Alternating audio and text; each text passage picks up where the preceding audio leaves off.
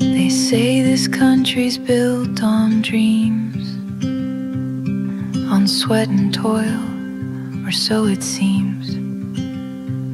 My grandpa broke his back on this old farm just to keep his family safe from harm. Remember stories on his knee of dust bowl winds and poverty, but they replanted every seed, met every single person's need. Now the suits and towers high and steep make promises they never keep, while we're down here in the dirt and mud, pumping this nation's iron blood.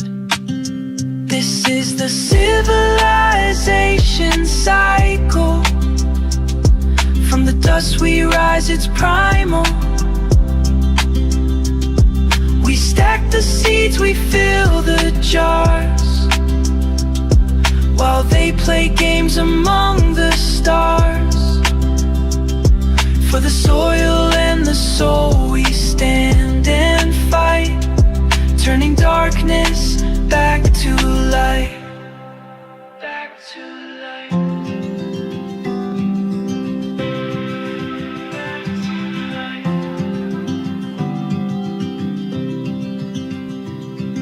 The headlines scream of fear and doubt, trying to make us turn and shout at our own neighbor, friend to friend, hoping our union's at an end. But I see gardens in the yards, people playing their own cards, tomatoes growing on the vine, a quiet revolutionary sign. This is the civilization cycle. From the dust we rise, it's primal. We stack the seeds, we fill the jars, while they play games among the stars. For the soil and the soul we stand and fight, turning darkness back to light. Back to light.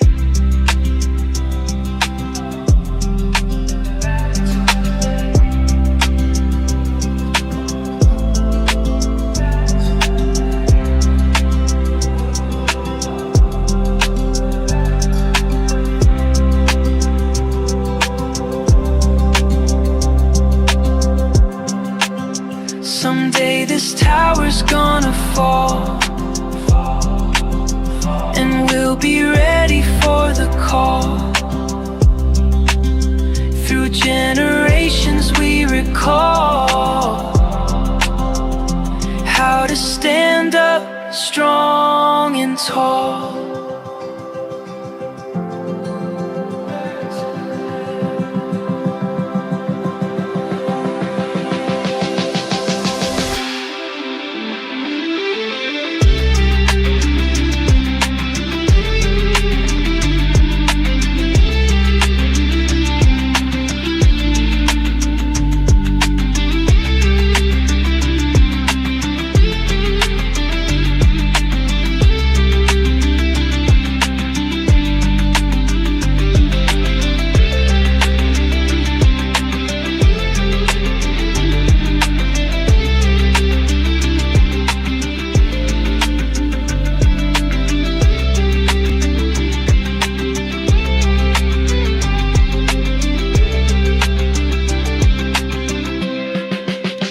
This is the civilization cycle. From the dust we rise, it's primal. We stack the seeds, we fill the jars, while they play games among the stars. For the soil and the soul we stand and fight, turning darkness back to light.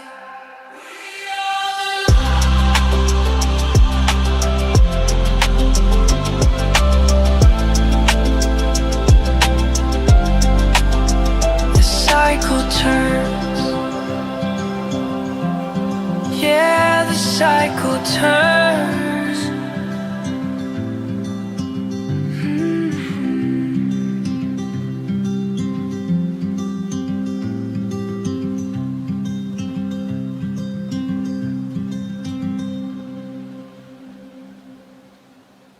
Please remember to sign up for our show notes.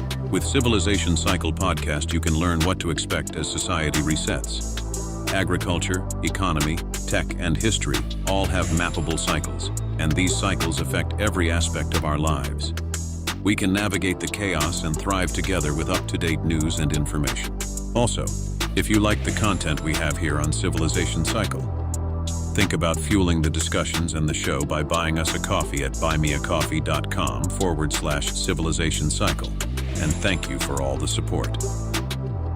Innovation through nature, Illuminated Digest balances and supports full, healthy gut microbiome, intestinal wall integrity, and normalizes blood viscosity.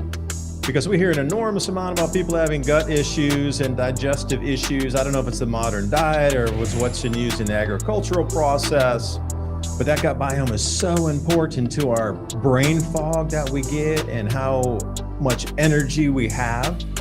And a lot of times if you got a lot of bad breath, it's because you got the wrong kind of bacteria that have overtaken the good bacteria in your stomach. It's time to rebalance that back out, especially right now when we might need to be changing our food choices because of all the disruptions that we're seeing across the planet agriculturally. Illuminated Digest, proprietary probiotic blends, enzymes, herbs, and fulvic minerals. Try Illuminated Digest and see how good you feel when your gut biome is in balance. I love the products at Alpha Vedic. You support them, they support us. It's a win-win-win for everybody. And see how much more energy you have after trying Illuminated Digest. That link's in the description box below. Feeling the heat, the exhaustion, the withering, being out in the heat. The summer returns once again. Time to rehydrate. We got hydration that works as hard as you do. Perform Light. Got sodium, potassium, magnesium, superfood recovery blend, vitamin C. And as Victory Nutrition International would say, recharge, replenish, recover faster. If you want to support this channel, support our advertisers. Fatigue-free summer. Stay hydrated. Perform Light. Click on that link in the description box below.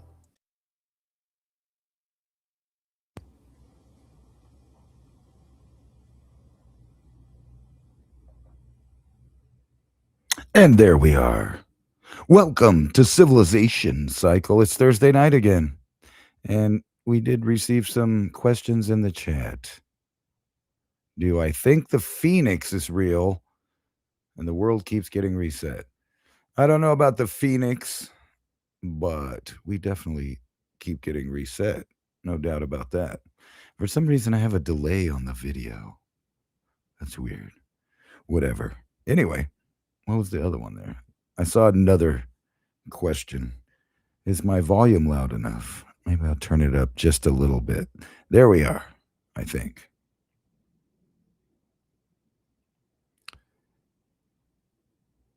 What was that? The moon's amazing in Phoenix. Who is behind Zero Hedge? Looks like Dubai's early. I am early. Hey, thank you, Ransom, for taking over the beginning of the show here. Sweet. I don't want to cut your thought, man. You were on a roll, but good afternoon, good evening. It looks like just 1 minute here. Good morning on this beautiful blue planet. Ransom, I don't know what you're talking about to start the show, but continue again. Didn't want to. I was just reading the questions in the chat so far. Yeah, what do we got in the chat so Somebody far? asked, must be a goodie. Who runs Zero Hedge? It's some guy named Daniel. Yeah, do you know who runs Zero Hedge? Do you know about Zero Hedge? Anybody? Daniel Ivan Jigitsky? I can't pronounce that name. Anyway, it says that the court records have tied the ownership to a ABC Media Ltd, a Bulgarian entity, according to the AI. Put in buymeacoffee.com so we can read this. The chat's over there too. Zero Hedge. Oh, look at me. I'm breaking the matrix, man. Zero Hedge also, this, if you don't know anything about Zero Hedge, they started around shortly during the financial crisis around 2008. It was a group of financial people, economists, that knew our government was lying, and every government around the world was lying about the situation that we were in. So they came together and joined this like underground and created this underground economics site. That's literally how Zero Hedge began. It was a bunch of underground guerrilla economists going, y'all are lying. We are the professionals at the top of our game across financial markets across the world. A lot of them centered here in the US, of course, in Europe, Australia, and parts of Asia. And they're like, y'all have been lying to the people. These are the real numbers. So when you look back before there was a paid program and before it was paid access, they were the most correct. That's why they were banned across so many places, because they were giving you the truthful information about economy, events based on the economy. What you were seeing as front-facing news was not exactly the truth. Step back 2 steps and see what really making the gears behind move to the front page story. They were so good at it that they became the number one, and I do believe they're still one of the number one economy websites on the planet. They were heavily banned during the COVID time because they were, forerunning a lot of the information to help people, but of course you're not allowed to do that. Again, they're trying to forerun a lot of the financial collapse that's coming in right now. A lot of people think that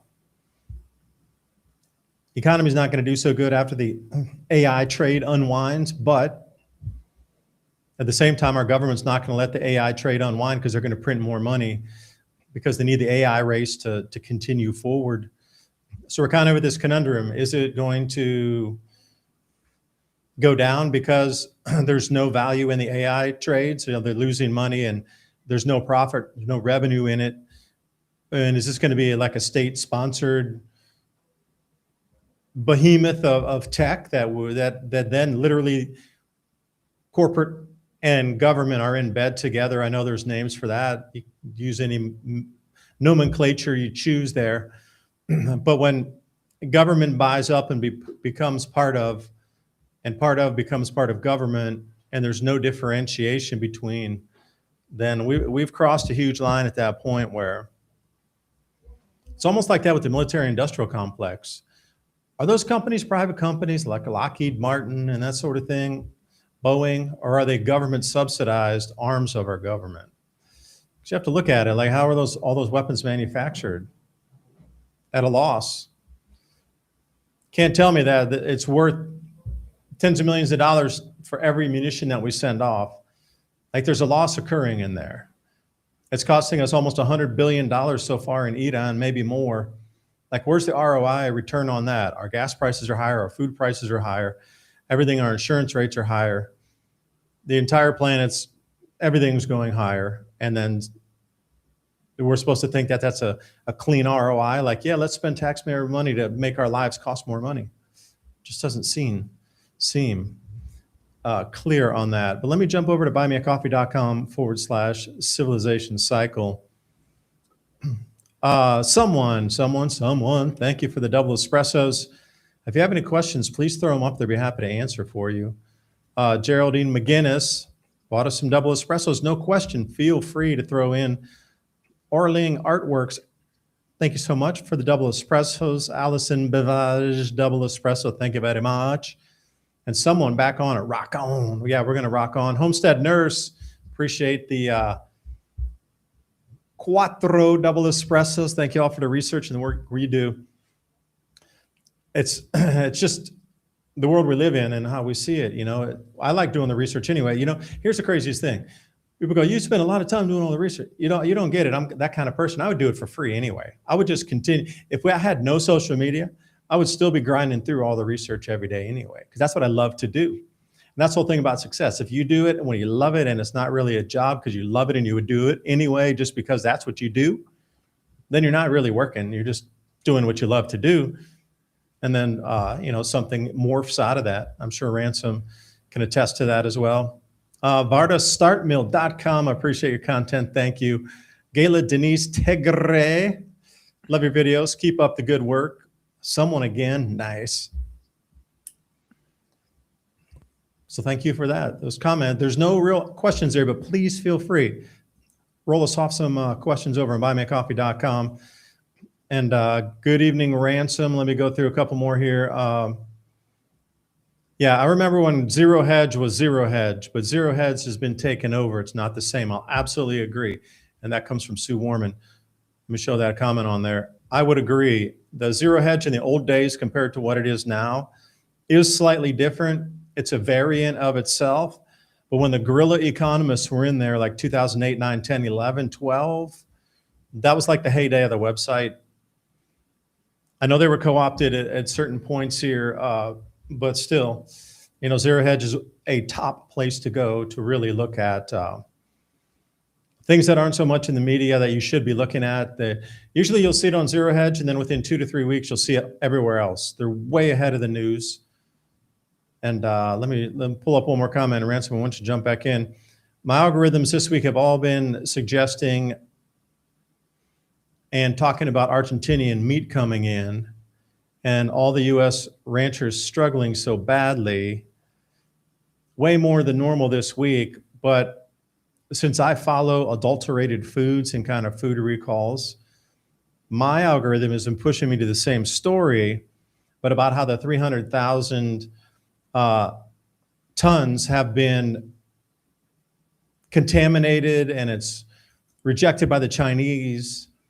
And I got an article today that I sent over to Ransom that shows it passed inspection. Yeah, there it is. The 300,000 pounds, 30th pound. It's actually 300,000 and it's tons, I think, not pounds. So 300,000 would, be just a few hundred tons. But yeah, the raw frozen beef from Argentina, because you got to think 30,000 pounds isn't going to do a thing. I mean, a supermarket probably has 200 pounds. Like Ransom would know way better because he worked as a butcher there. Like 30,000 pounds, Ransom. Like really, how much is that in context? It's nothing comparatively to what the entire portion was going to be, imported into the United States. It's a couple trucks. It's a couple trucks of meat. I'm sure a meat delivery truck at least has 10,000 pounds. So this is really small fries. This was the specific 30,000 pounds that was imported. Now, Trump is trying to bring in 300,000 or more pounds of beef that's probably unchecked, like this was, by American, for sure. But see, it was recalled right away. And this goes into what I've been reading, that the Chinese rejected this shipment. This shipment that's coming to America that couldn't be sold to the Chinese because it was rejected because of contamination. And now it's trying to be brought into the United States. So that's why my feed is showing me, that's what's so interesting about algorithms is Your algorithm is showing you about the Argentinian meat and then the ranchers being affected. Well, the same algorithm or different, or it could be a different algorithm, whatever. That algorithm is now pushing in on me, talking and feeding me all these stories about the contamination of said meat. A little bit different. It's interesting how the algorithms are working because I'm getting contaminated meat stories, and this person over here is getting U.S. ranchers struggling stories, all based around the same media. But again, what's the same? It keeps flooding the algorithm. Why is it this one story that's flooding the algorithm so heavily? That's my question. Well, because they're about to raise beef prices again. That's why, definitely. This is what's funny about this is I had to look on the AI to get more, but that is the problem. It's basically we're trying to outsource meat to fill the gap, and then at the same time not reinvest in our own ranchers. So they know there's an issue. It's a planned caused issue. And now that the issue is here, they're trying to put band-aids on it instead of let people realize that our production has gone so down that it's now a national emergency. This would be what a real leader would be considering national security. Clean beef grown in the USA. But of course, we're not doing that. I know rancher, local guy. He goes by the handle One Horse Farmer. Interviewed him a couple times, met him in person, was at a couple conferences with him. He is a small farmer, and he had 30 head of cattle, and he got the highest prices ever that he's ever gotten. And he was so shocked. He's like, dude, I sold them all because it's the highest price I've ever gotten. And I know beef prices might come down, but I was just going to pounce on it. If I need to get my herds back up, it's going to take a couple, 2.5 years anyway. If I can get them cheap again and then re-raise them up. But he's like, for right now, to sell all the herd, that puts all my feed costs and everything on the back burner at 100% profit, where I don't have any out costs right now. So they've moved over to getting greenhouse and putting up vegetable production and this sort of thing with the massive profit they made off the cattle. And he's like, cattle are great. We hit that sweet spot at the peak for sale on the pound, on the wholesale price, taking him to the slaughterhouse. But he doesn't really want to go back into the cattle ranching right now because the prices have been up and down. Because I remember when I was at a conference with him, he was talking about how he was at a low point where he's like, man, I've lost money on every one of these damn cows. But then it swung up. So he's like, I'm out. Because the pendulum swinging from high to low on the wholesale beef price was too much. So he's out, and he's going to be moving over to veg now. So it's things like this that are causing farmers also to swing over and just quit producing. You know, you got to think about they're in it for a profit too. Just like you go to work, you make a wage. People buy stocks, buy low, sell high, whatever. But it's the same thing with commodities. So a live on the hoof cow or cattle, beef, whatever you like that's a commodity. It's just the swings are too wild. And and then they didn't have enough rain in Texas.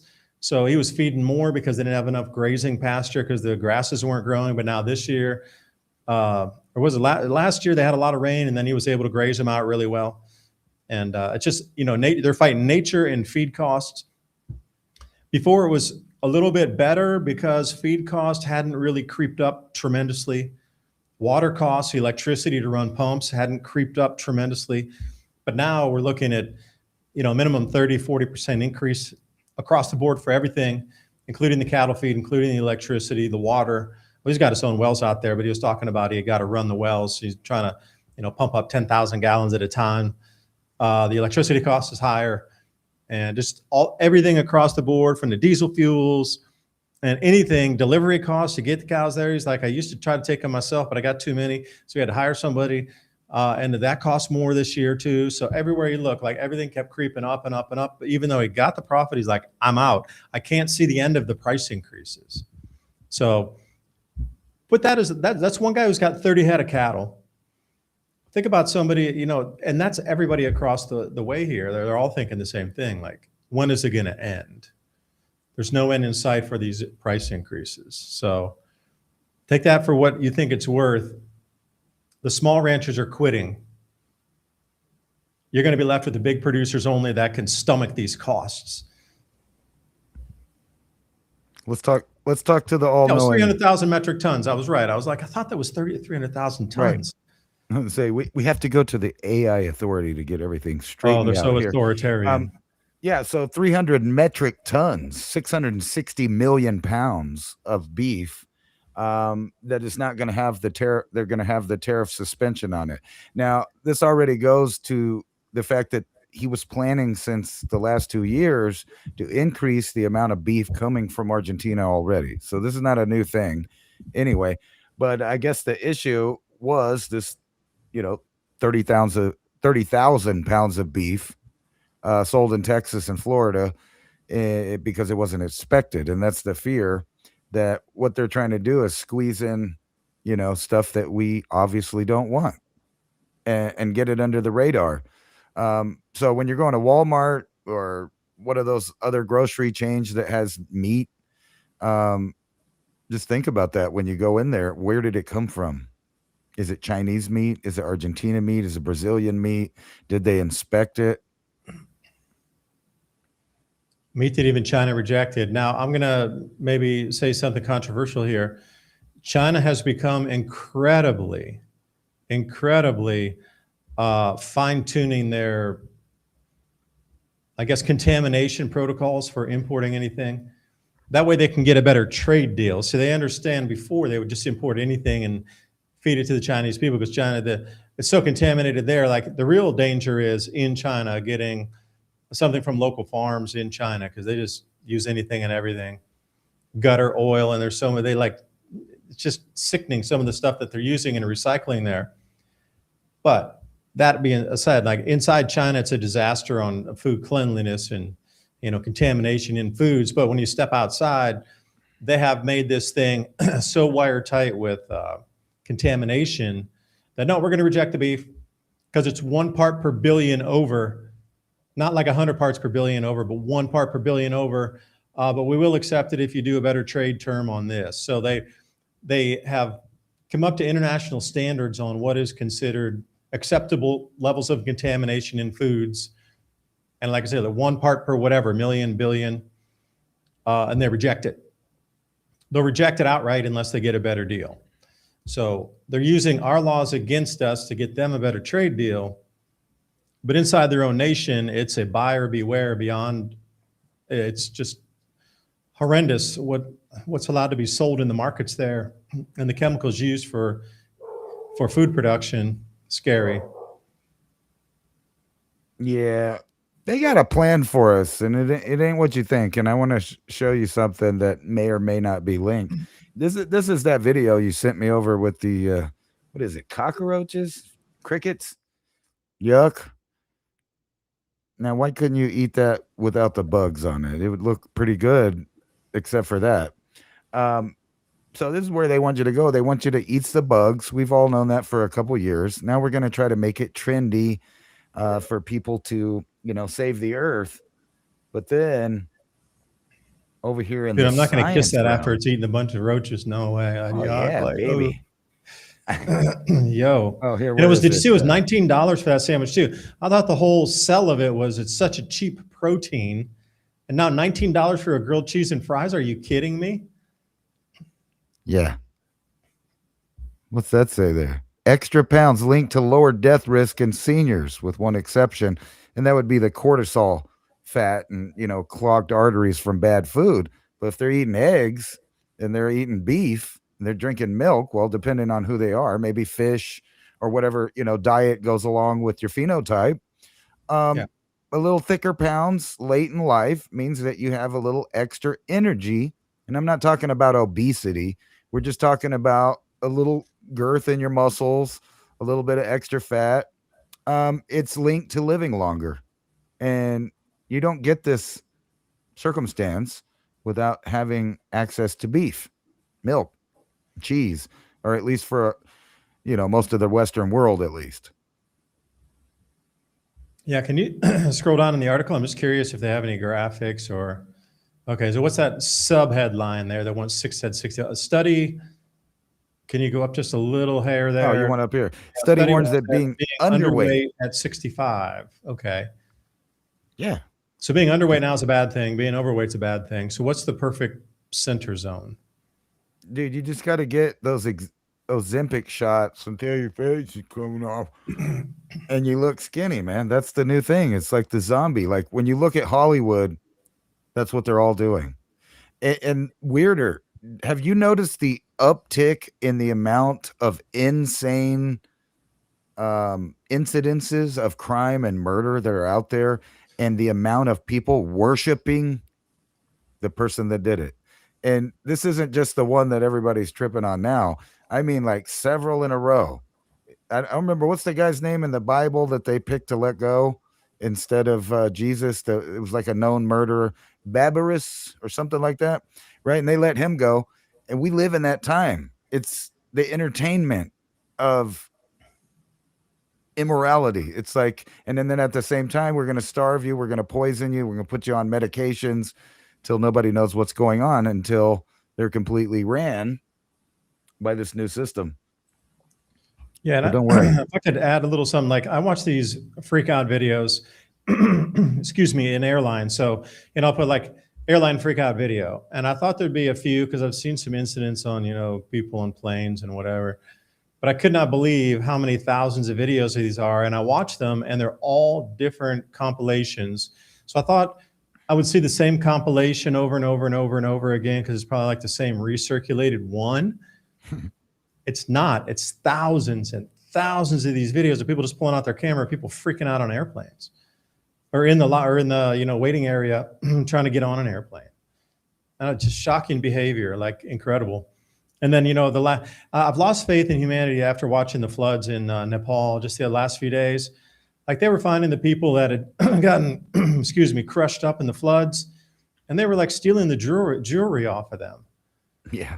It's the most horrific thing. And I thought, you guys are like grave robbers, man. Like no respect, dude. They were running out not to retrieve the person so their loved ones could find it. They went out to run to retrieve the person so they could steal everything off that person.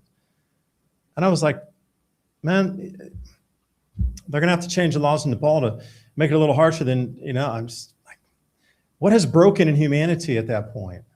Where it wasn't there to help people. And there was a guy freezing in the river. And I don't know if it was at the same location where they were like pulling these people out and stealing their jewelry, and they left the guy in the water that was shaking, old guy. He was really cold, and nobody went down to help him, but they went to go take the jewelry off the people that they'd pulled out of the debris. And I was like, are you guys, you have literally lost the plot of being human. And it's unreal. I'm with you. I just don't know what has happened with humanity. It's like, but I will say one thing, a lot of the myths and a lot of legends and a lot of foretellings speak of in the end days, people will lose their minds and go insane. I was attributing it to the change in magnetic field on the planet, but we are absolutely seeing that in real time. People, our civilization is collectively going insane. No doubt. And then check this out. Oh, no, man. This is right here at home, man. There is no emergency. There was no horrible earthquake and flash flood of glacial material and buildings killing people. I'm pretty sure that's going to be like at least 1,000 or more dead, man. I've been watching those videos, and that's one of the, and I could say one thing. I watched all these kind of videos for years and years and years, and I'm going to say this is one of the most ones where I was like, I don't even know if that's possible. Like that wall coming down where it first broke was like 200 foot tall at least. It swept that Chinese, immigration station away. It was probably 50 or 100 feet off the bottom of the river there anyway. And then that building's 60 foot tall at least. And then the wave was at least double that over the buildings. You're looking at least a 200 foot wave coming down, scraping through the valley. And then everywhere you look, that thing was at least 100 feet above, and I was like, whoa, that's insane. Yeah, just look at this chunk rolling down the river right here. Yeah, that boulder, that one is just,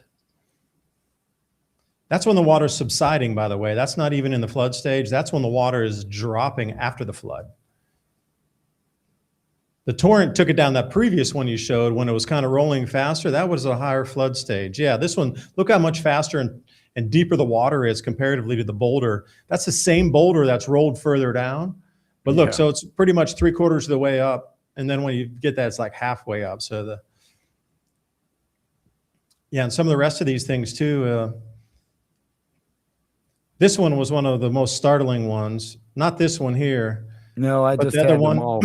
where it filled the entire valley in within 4 minutes. That one was shocking for me. And then the dam here. Yeah, so the river's 100 feet almost below where the buildings are, and those buildings are 6 floors, 60 feet tall. It has 160 feet up to the top of the building. Yeah, this And is then one of the that wave craziest was at things I've least, seen. I would say 70 to 100 feet taller than the top of the building. So you're talking a good 200-foot plus tall wall of water coming down that. Yeah, and Yeah, look how quickly everything just got folded in on itself here. This was, and all those those trucks buses broke look open and tiny. all the goods start like frothing to the top as those 18-wheelers there, those containers full of goods. Watch how they start frothing, break apart, and then they open and the stuff comes to the top here. It's over on the left side. There you go. See how Yeah, that's they're crazy. breaking open there? Like in a tornado and whoosh, and then everything. That's all the goods from inside the truck. Just some insane stuff here. Yeah, and look at that. Now, how deep do you think it is from the bottom of where the water flow is on the river up to those homes? That's at least 100 feet off. At Yeah, least 100 feet up. I was thinking 70 feet or something. Yeah, that's maybe even more. I mean, when you look at Yeah, the size of those houses. Mm-hmm. Think about a regular house 10 foot tall being like that, and how far off the riverbed was it? 100 foot up. Yeah, that's And that just warehouse, that was the whole warehouse section just gone. And look what how trips quickly me out it is every one of these videos, you can see people on the ground running. Yeah, and they didn't run very far, and that's the whole thing about it. Now that one you're showing me, I haven't seen this one here. Oh, this is just your next disaster waiting to happen in India. Yeah, because that was the whole thing. Like that water came through Kathmandu, and I don't know if you've seen those people on the bridge watching it, but I was like, you guys are on that bridge that's about to collapse. Are you insane standing there? And the vortex of logs and all that stuff rolling around beneath the bridge. And I'm like, you guys are on that bridge. Are you absolutely losing your minds? Well, that dam's really close to overtopping, isn't it? Yeah, that's what I'm saying. We might be looking at your next disaster right here. Was it natural? Yes, there was a 4.4 earthquake that caused a chunk of the glacier to break off, causing a major avalanche flood down the valley. I'm surprised the emergency spillway to the left isn't active already. Like if you go back to that, Renzo, if you go back to that video, that's only one, but go to the left. Like if you go I saw it on the left side there. They're zooming in. If you go back a little bit in the video, yeah, right there, you're seeing it. The one on the left. Oh, yeah, at the bottom of the picture on the left, probably around yeah, that one right there. That's their emergency spillway. That should be activated and open already, but something's wrong where they couldn't open it. I think they think it's just too much. It'll flood all of these people right here, even if they just let it off. Yeah, it won't. It's going to be a much more slow flood than it would be that thing overtopping. So most times they would release the emergency spillway, but they're not. So that's going to be a disaster in itself. Yeah, this one's trippy right here. Here's a good yeah, before and after. Like it's just I mean, I've been in Nepal and I've been trekking, and that's the reason I know some of the depths of these rivers when you're walking along. Like they're up. You know, it takes a minute to go from that river and zigzag up to where some of those roads were, the trails up off the river. They're always usually about 100 foot up or where that first plateauing. I mean, those things are gouged out from this kind of stuff over like a million years. That's impossible. Atlantis would have disappeared with no trace. Look at this map. There's nothing. It's all somewhere else. Yeah. I mean, the contours of it, like if you look at that, you go, oh, there was a star fort there or something. Okay. Right. Let's down to the bedrock. Yeah. Like you would look at that and go, hey, there was a star fort there in the past. And people are like, no, it just looks like a shape. Well, the same thing right there. So this is a mud flood in modern day. So people who follow Tartaria and mud flood, you're witnessing one right here. That would be an edge of a fortification, which this is actually. Cassian says, how come people weren't alerted? They were alerted as fast as they could. An earthquake happened, and a major piece of this, here to go back up here, if you see right here in the circle, this is a massive piece of ice and water that just got cut loose. So they really had no time to do anything. You know, I'll say one thing. They don't have an early warning system, plus the communications. They don't have cell towers way up in all these remote locations. The warning they got was hearing this strange sound coming down the river. That was their warning. And then hearing other people screaming further up valley, like run or whatever. That was their early warning system. Madam K says that the seismic activity was caused by the glacier breaking. I don't think that's correct. I don't know who said that, but I'm pretty sure that there was a registered 4.4 earthquake that caused the glacier to snap, not the other way around. But yeah, because if you I don't look, know. if you look at some of those videos of that one where it was facing into the 6-story building there, you'll see the telephone poles start to shake and everything as if it was a big earthquake. But that's just seconds before the water arrived. That was the shaking of the earth before the water arrived, and you can see the poles start to shake like it was a pretty big earthquake of all the stuff just starts shaking in the background. That was from all the debris coming down through that small, really tightly squeezed valley there. Wouldn't want to be there in any way, shape, or form, you know? I mean, some of those higher views off too. Like I've been scraping through X quite a bit to take a look. If you just put in Nepal flood, you're going to get a huge amount of videos. But some of them where they're higher up, like somebody's way high up, like they were trekking for the day or they were already out at their field or whatever, way off the valley floor, looking down at the floods. And the way these things came in, they followed the bends, and sometimes the inside bend, that area was spared. But then 2 kilometers inland, the water had moved where the river had bent. And I'm just looking at this going, well, how many times through the last million years has this occurred? And this is why the valleys are sculpted so deeply. I mean, I don't think this is an abnormal thing, although we are building closer and closer to the rivers than they probably used to. Yeah, I think there was a little more understanding of the cyclic nature of this tremendous events. And I think back in the past, they didn't build as close to the river, even though they were off the river. I think they were further back. Just saying. Yeah, imagine what happened when the miles-high glacier there at Lake America broke off. The Missoula flood. I don't know. I just noticed this when I was looking. So we got a hurricane coming named Dolly right after Dolly Parton died. We're changing the name of Lake Ontario to Lake America in the United States anyway. You ain't got the right accent. It's Lake Myrica. Lake America? Lake Myrica. Reagan would be throwing up, according to them. So I'm pretty sure this renaming of the lake really has a lot to do with this little back and forth. But it's all show. You notice this. We got a lot of distractions right now when some really serious things are happening in the background. They're going to cut our electricity off, especially now that we renamed the lake on them. I mean.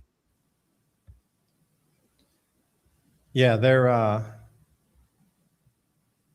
Oh, wait, here's a going to... I'll cover the BP Earthwatch here. We just got a comment. I know BP Earthwatch. I've spoken with him a few times over our years being on the net together. Jesse, good guy, solid information, very on the ball, really knows what he's talking about for a lot of things.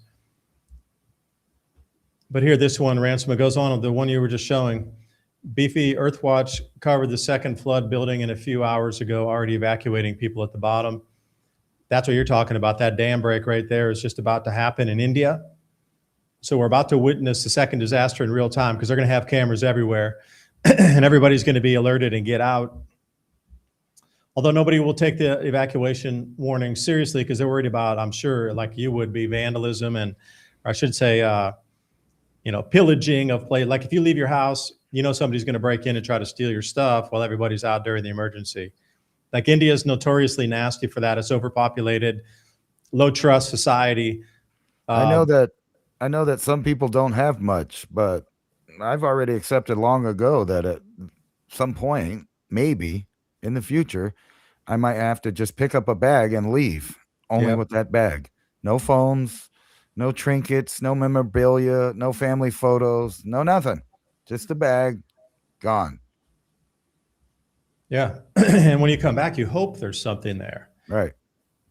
But if you got people robbing the dead up there already that are in front of people. Like that was the craziest thing. It wasn't like they found them punched up in like a little curve somewhere, bend in the river, and they're out there by themselves in the forest. They were doing that in front of like 50 people. They arrested the two guys that did it because they identified them obviously through the video. But to be that bold and brazen in front of like 50 people to go steal the jewelry, pull them out of the debris, and then steal the jewelry off them, the gold jewelry, and like just the brazenness of that act in front of those people, no shame, no respect, nothing. So I'm saying we've lost the plot. In India, kind of on the edge of that too, a lot. It's kind of get what you can get. It's so overpopulated. Just economy's not functional there. The caste system has divided everybody so cleanly into the haves and have-nots. If people abandon, the looting is going to be tremendous. I mean, there's going to be a take advantage of what you can get because very few people will be caught. There's going to be so much wiped out, so it'll be a free for all there. Right. I literally saw people all over Twitter trying to yet again blame an earthquake on climate change, which is, talking about Nepal. But I also saw people sharing this article all over the place. And you remember, what was it? I think it was early in the spring. They said it was the hottest in the ocean ever in Florida one day. And now they're doing it again. So there are people out there that just see these headlines every day. And when they see someone post something like, oh, climate change is real, we could have prevented this in Nepal. I don't know how you're going to prevent an earthquake by super gluing your hand to the asphalt in the middle of the road. But maybe they have some kind of mystical powers. I don't know. Scroll down in the article. I'm hoping they show that it doesn't include the Arctic or the Antarctic oceans. No, like when they did this global sea surface temperature anomaly, they did not use the Arctic or the Antarctic seawater temperatures. It's only I think to 70 north and 70 south. They didn't include the Arctic Circle or Antarctica. Dude, this it's 60 north to 60 south. There it is. It's on there, right there. Your data. It's right on the chart there. Right below where it says January, April, July, October. Considering data, and it's the data from 60 north to 60 south. So they excluded everything from 60 north to the North Pole and everything 60 south down to Antarctica. Like those cold water bits didn't get included in their magical measurements. So take this truly with a grain of salt and understand how the manipulation works here. You're seeing it. They didn't include all the oceans on the planet. They excluded the cold bits.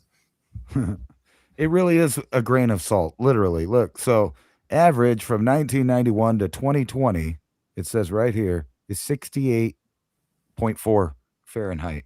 And if you go up here to their 2024, it's 69.2. So it has changed less than a degree. And again, the measurements can't be that precise because they don't have an ocean buoys every square kilometer across the entire ocean surface. This is a guesstimate.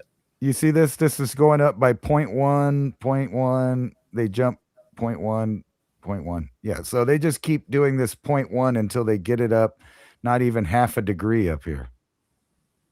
Yeah. But again, they don't cover the full ocean. They're using the ocean buoys that are there presently.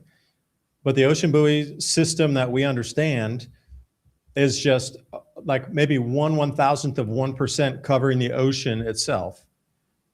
To do this correctly, you would need an ocean buoy, and I'll be generous and say every 1 square kilometer, you would have to have one at the corners and cover the entire ocean with buoys to get that, reading. Satellites are not precise enough to do this. There's always cloud cover in the way of the measurements anyway. They don't tell you that. So when it rolls over, they try to homogenize around the cloud cover density that doesn't measure. So, there's a lot of problems with this whole sea surface thing. Somebody in the chat says the environment is definitely changing. Well, yes, it's been changing nonstop. For millions of years, it always changes. That's the only constant. Never going to stop changing. But he goes on to say that this year he had challenges growing his own food. And he's been growing for over 40 years. My pear tree is blooming in northern Arizona. I live in southern New Mexico, and my lime tree just bloomed. It's only a 5-year-old tree, though. But the temperatures, I've lived here a good portion of my life, and it's really about the same. We just go through these waves of dryness and wetness depending on the monsoon. Um, but yeah, the definitely climate is changing. Environments definitely change. And they're talking about this here as the West dries up. More companies are promising to they can make it rain. So we're gonna have more people out there with their drones spraying crap in the air, kind of like the Bill Gates people. I don't know. Are they going to get in a fight over trying to make it rain and blocking the sun? And if you got too many programs going on, what's going to happen? So these guys are going to send pulses of electric charges into the clouds so that ions, supposedly start collecting moisture there. Yeah. And if I could say one thing about that, after the Hungatonga eruption, the water, there was these particulates all around the planet that are just kind of up there at all times. They didn't form into cloud droplets, but they were still there, like particles of dust, pollen, ash, whatever. The lint on my shirt got blown up in a thunderstorm, and now it's up at 30,000 feet, just up there, and it keeps getting updrafted, whatever. The Hungatonga eruption, with all that extra water vapor in the canopy, kind of pulled most of that debris out of the atmosphere, for a better term. So it reduced the particulates by a tremendous amount. So what would be just like possible cloud building stuff that's always just floating around up in the atmosphere, a lot of it got cleaned out after all that extra water vapor just started to come out of the atmosphere. This is the reason they need to electrically induce it, because there's not enough like particulates. And they don't know how long it's going to take to come back to what we had pre-Tonga eruption. Because you got to realize there's always a possibility to build clouds up there from all that, like I say, particles just floating around everywhere. But think about after a heavy rain, how it's super clear. You can see forever. Air's super clean. That's because everything got pulled out of the atmosphere during a heavy rainstorm. Well, think about a global heavy rainstorm going up some 80,000 feet and pulling everything down out of the atmosphere with it. Like, it took away all the possibility for the cloud building. So now they need to charge it. They're trying to replicate what cosmic rays do in a rudimentary and very like old-fashioned style of just jamming it with the electricity and hoping that something gets an ionized charge enough to pull other stuff to it in its local area, literally like an inch away. They hope that something will pull to it. And if there's any particles up there, that they'll suddenly bind to each other with the electrical current. At least the way I've read it and understood it from way back in the day of just trying to figure out this whole cloud building thing and when the Hungatonga event occurred. Imagine how much your electricity is going to be whenever they hook up a bunch of these things. So this is a ground-based technology from a Florida-based company that says that they'll electrical charges help cloud droplets. So they're going to be. This is kind of like what people were worried about with HARP, but it's little. And it's just, we could set these up all over the place. So wait till the people are saying that this is HARP right here. And not to mention, I was going to bring it up. You remember when we were talking about the drones and trucks possibly scanning your homes?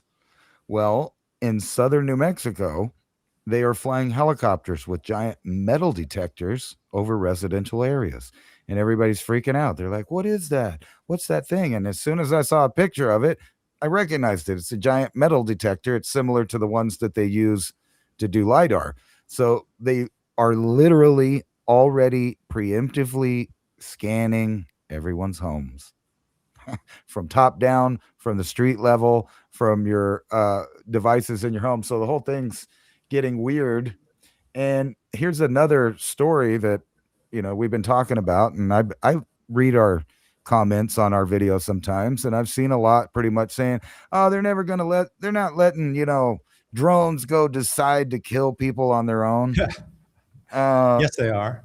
A drone killed 3 Ukrainians, and it was guided entirely by AI. Now, this is a similar headline to the one I brought you probably 3 or 4 months ago, when the first total operation of AI robots and stuff made a Russian, what was left of a battalion, surrender, because the mission was totally done by robots, and they really couldn't do nothing about it. This is where we're going. I'm not really worried about nuclear war so much, but massive robot drone warfare where every victim is just collateral damage. It's not real targets. And I'm sure you saw the executive order to protect our power generation devices all of a sudden. We've been talking ad nauseum for years about how they haven't updated or done anything with the grid. And now all of a sudden, when it looks like there may be a real chance of electromagnetic pulses going off across the globe, we're all of a sudden taking it serious about foreign parts running all of our logistics and infrastructure. What do you think about that? Do you think that to me, that's a sign that they are planning on major things happening in our near future? I'll agree with that as the next step. But this next step is going to be Scott Bessent and the Trump administration coming straight out saying that their economic D-Day, if they do it, it will destroy the entire world economy. So they're willing to burn the house down to rule over ashes. And if that occurs, then we'll switch to the digital system, which we've been talking about ad nauseum here, the tokenization of all assets on the planet. We'll have to do it to restart the economy, blah, blah, blah. But then what will come after that? Because at that point, like almost all ordering systems won't be viable. Everything in the way of trade and commerce, for settlement, for banks to move, to go pay for stuff, to get it sent to your country, will break. So between that shut off and a restart again, even if it's 2 months or 1 month, like you think the Strait of Hormuz lockup is bad.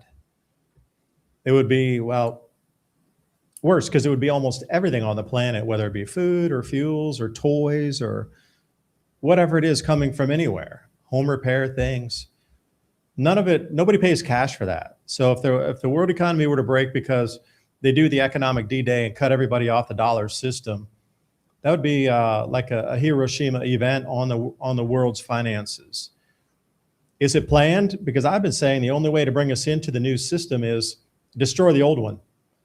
And then we have to come into the new digital system of tokenization. At that point, everything goes.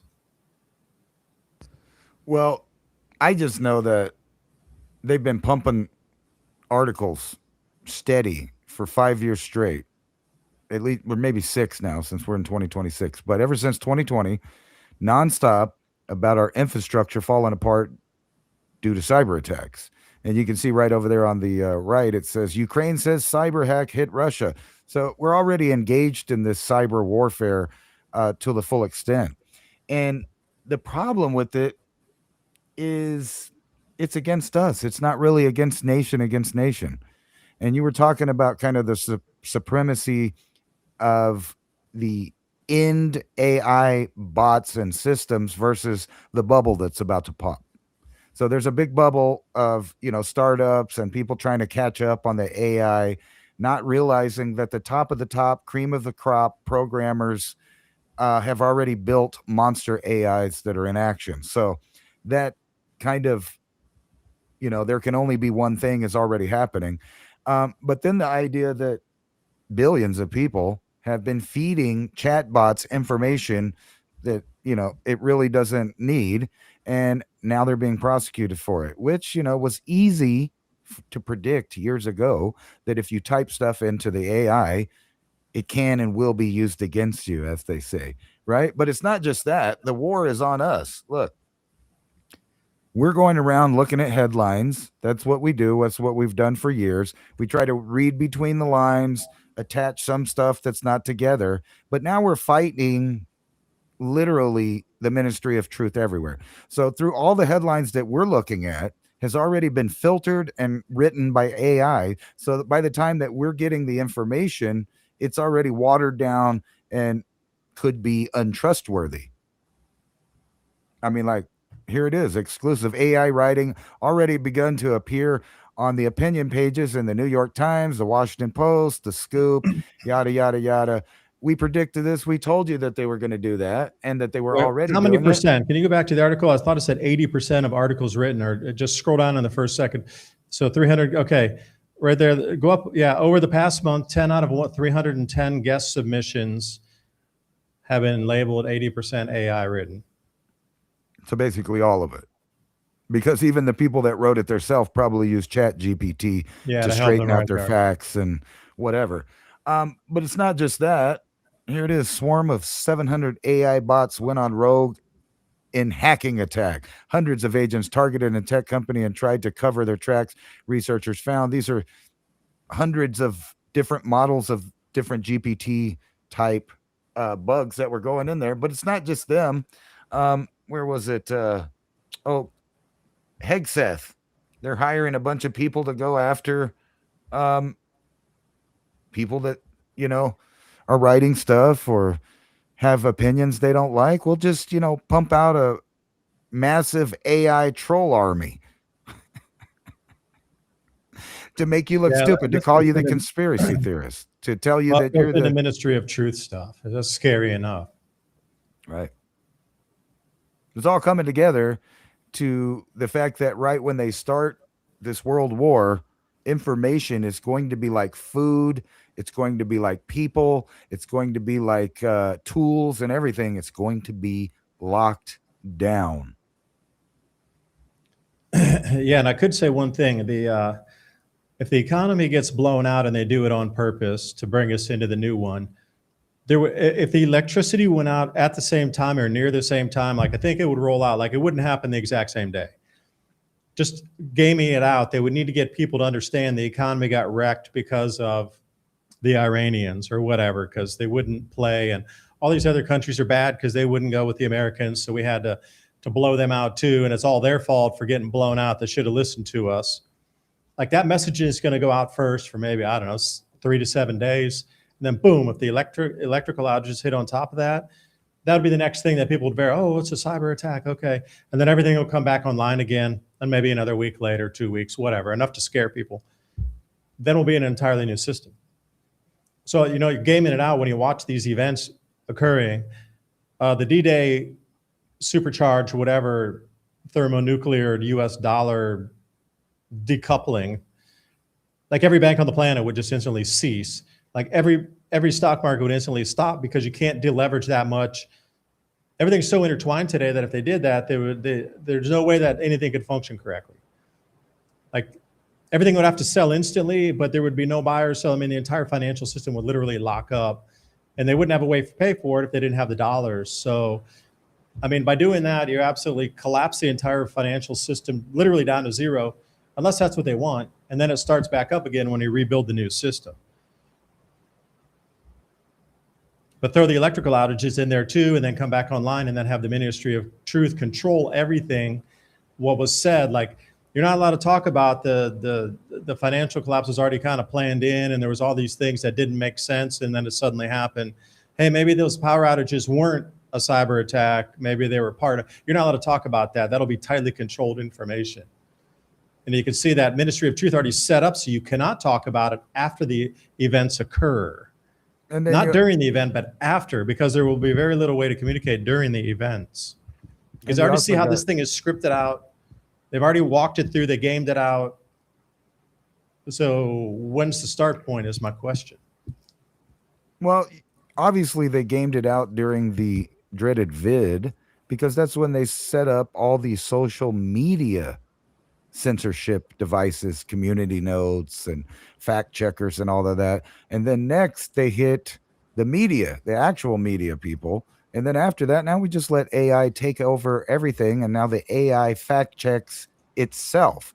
Talk about, a perpetual loop here. And they are really trying to tell us right now that they are going to send us into global war. I mean, I don't know how you could ignore the signs here. Look, if we just go down the recent headlines right now, right? Is Russia considering using nuclear weapons? Vladimir Putin's own officials worried Russia leader could be about to use nuclear weapons in Ukraine. Moscow warns it could target British military facilities in an unprecedented statement. And then we got the CIA chief, basically sent over there to ask them not to attack NATO. I mean, that's what it came down to. And then you got all this weird stuff going on, them changing planes, them having issues with Marine One, radio outages. You got, Secret Service supposedly working for other people. I mean, there's a lot going on behind the scenes right now, and it all shows you that there's really a serious lineup of who's who right before the actual conflict starts. And I'm pretty sure that the United States is not going to come to the aid of Europe. And the reason for that is because it seems to be a set up trap to destroy the United States. If we went in there, excuse my French, Captain Save-A-Ho, like we did in World War II, all we're going to find is a bunch of countries that have already been overrun and are halfway to the state of civil war. So you could count most of the countries in Europe out of this world conflict because they'll have their own internal turmoil going on, which leaves the superstates, China, Russia, and the United States. And you're going to watch Turkey, Saudi Arabia, Pakistan, all of these other countries line up in favor of the BRICS nations. And now we're talking like 20, 21 countries to one. Yeah, and we'll come back to that. And, coming on the break here, just wanted to show you this one here, if I can find it. Oh, let me turn that. Oh, yeah, by the way, Benjamin Cowan, if you like to watch him on any kind of analytics, crypto stuff, these are the kind of stuff I watch, Luke Groman and this kind of stuff when I'm doing my research for the economy. So I'm not just talking out my ass, I'm listening to the best people on the planet. So here's what it looks like after the flood. So, Ransom, how far do you think they're off the bottom of the river there, these homes? 50, 70 feet, 100 feet?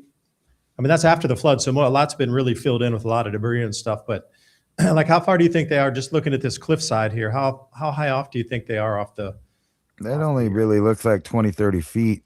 Oh, you think so? Lower okay. one. But those ones in the back look a lot higher, like maybe 60, 70 feet. Yeah, from here over there. I mean, it's hard to tell from this angle, but yeah. Yeah, so these are single floors. So 1, 2, 3. So that's probably a 40-foot tall building. Right. Then you come down here, so you can get a gauge of how far that is back up off of. Yeah, so that's the floodwater is still rolling here, so you can see how deep that is off the. I mean, this thing came way up over here, and then back down again. So just trying to roll this into the break, trying to get some estimations. Yeah, and think about this: the river's going to have to find a new course because most of that got filled in like cement. Yeah. You can see, you look at, all right, well, that's a good fair bit down there. And then it's going to be much, much wider as well. And this is how you get those, all those buildings you're tripping on where when they start digging around the bottom, you find out there's a whole nother building under that building. This is how it happens right here. It gets buried. Somebody comes along. They just build a house on top of the mud. Yeah, I have a couple things that I thought were ancient foundations that had been ripped out, and they weren't the actual buildings that were, taken away like we're seeing in some of these floods here. They were existing foundations that were on the side of that river basin. And I was like, those are ancient foundations. Now, this is a flood that was previously in Ukataharand back a few last year. This is the one I was talking about. Somebody had, been up on their mountain plot. But watch this building here as we go on break. I can see how there's different fundamentals and come on back to, they went away from it. But there's just different flows in the way that things move in these types of floods. It's just mechanics of water moving differently as things bunch up around corners of rivers, etc. So we'll be back for the second hour right here on the Civilization Cycle podcast live radio show every Thursday night, 10 p.m. to midnight. Sign up for our newsletter, civilizationcycle.com. That'll do 10 bullet points of what we talked about here, a couple slides of the week, so you can share with friends and family, get the conversation started. Also, buymeacoffee.com. Be happy to read your questions over there. Please send us some questions. Buymeacoffee.com/civilization cycle. We're going to take a short break here. Please support our sponsors because they support us. We think they're quality products, or else we wouldn't bring them to you. We'll be right back after this short break for hour 2 of the Civilization Cycle podcast. See you then. Please remember to sign up for our show notes. With Civilization Cycle podcast, you can learn what to expect as society resets. Agriculture, economy, tech, and history all have mappable cycles, and these cycles affect every aspect of our lives. We can navigate the chaos and thrive together with up-to-date news and information. Also, if you like the content we have here on Civilization Cycle, think about fueling the discussions and the show by buying us a coffee at buymeacoffee.com/Civilization Cycle. And thank you for all the support. Innovation through nature, illuminated digest, balances and supports full, healthy gut microbiome, intestinal wall integrity, and normalizes blood viscosity. Because we hear an enormous amount about people having gut issues and digestive issues. I don't know if it's the modern diet or was what's been used in the agricultural process, but that gut biome is so important to our brain fog that we get and how much energy we have. And a lot of times if you got a lot of bad breath, it's because you got the wrong kind of bacteria that have overtaken the good bacteria in your stomach. It's time to rebalance that back out, especially right now when we might need to be changing our food choices because of all the disruptions that we're seeing across the planet agriculturally. Illuminated Digest, proprietary probiotic blends, enzymes, herbs, and fulvic minerals. Try Illuminated Digest and see how good you feel when your gut biome is in balance. I love the products at Alpha Vedic. You support them, they support us. It's a win-win-win for everybody. And see how much more energy you have after trying Illuminated Digest. That link's in the description box below. Feeling the heat, the exhaustion, the withering, being out in the heat. The summer returns once again. Time to rehydrate. We got hydration that works as hard as you do. Perform Light. Got sodium, potassium, magnesium, superfood recovery blend, vitamin C. And as Victory Nutrition International would say, recharge, replenish, recover faster. If you want to support this channel, support our advertisers. Fatigue-free summer. Stay hydrated. Perform Light. Click on that link in the description box below.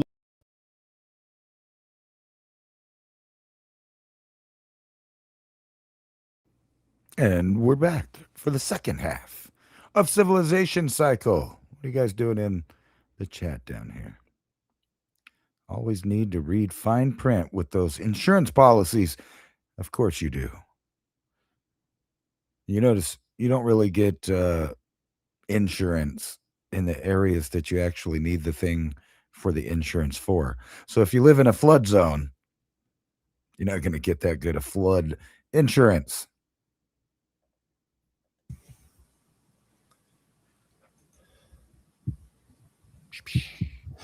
Welcome back. Hey, man. I'm always late. Hey, man, those are short breaks. We try not to waste everybody's time. I had to go down and get some. I had to go down and get some more water. Gonna have to run back up to the third floor here. I was just wondering if we could get, somebody really close to the administration to give us financial advice. Not just this one, but any administration. Like if I could go back and be buddies with Nancy Pelosi in 1980, even though I completely despise the woman, I bet I'd be a rich person if I just hung out and kissed her butt for about 10 years. I would know exactly what to invest in and when to do it. I might pull back my stocks whenever there's a ceasefire and then, buy some more when there's not. Well, something like that. Just an FYI for everybody.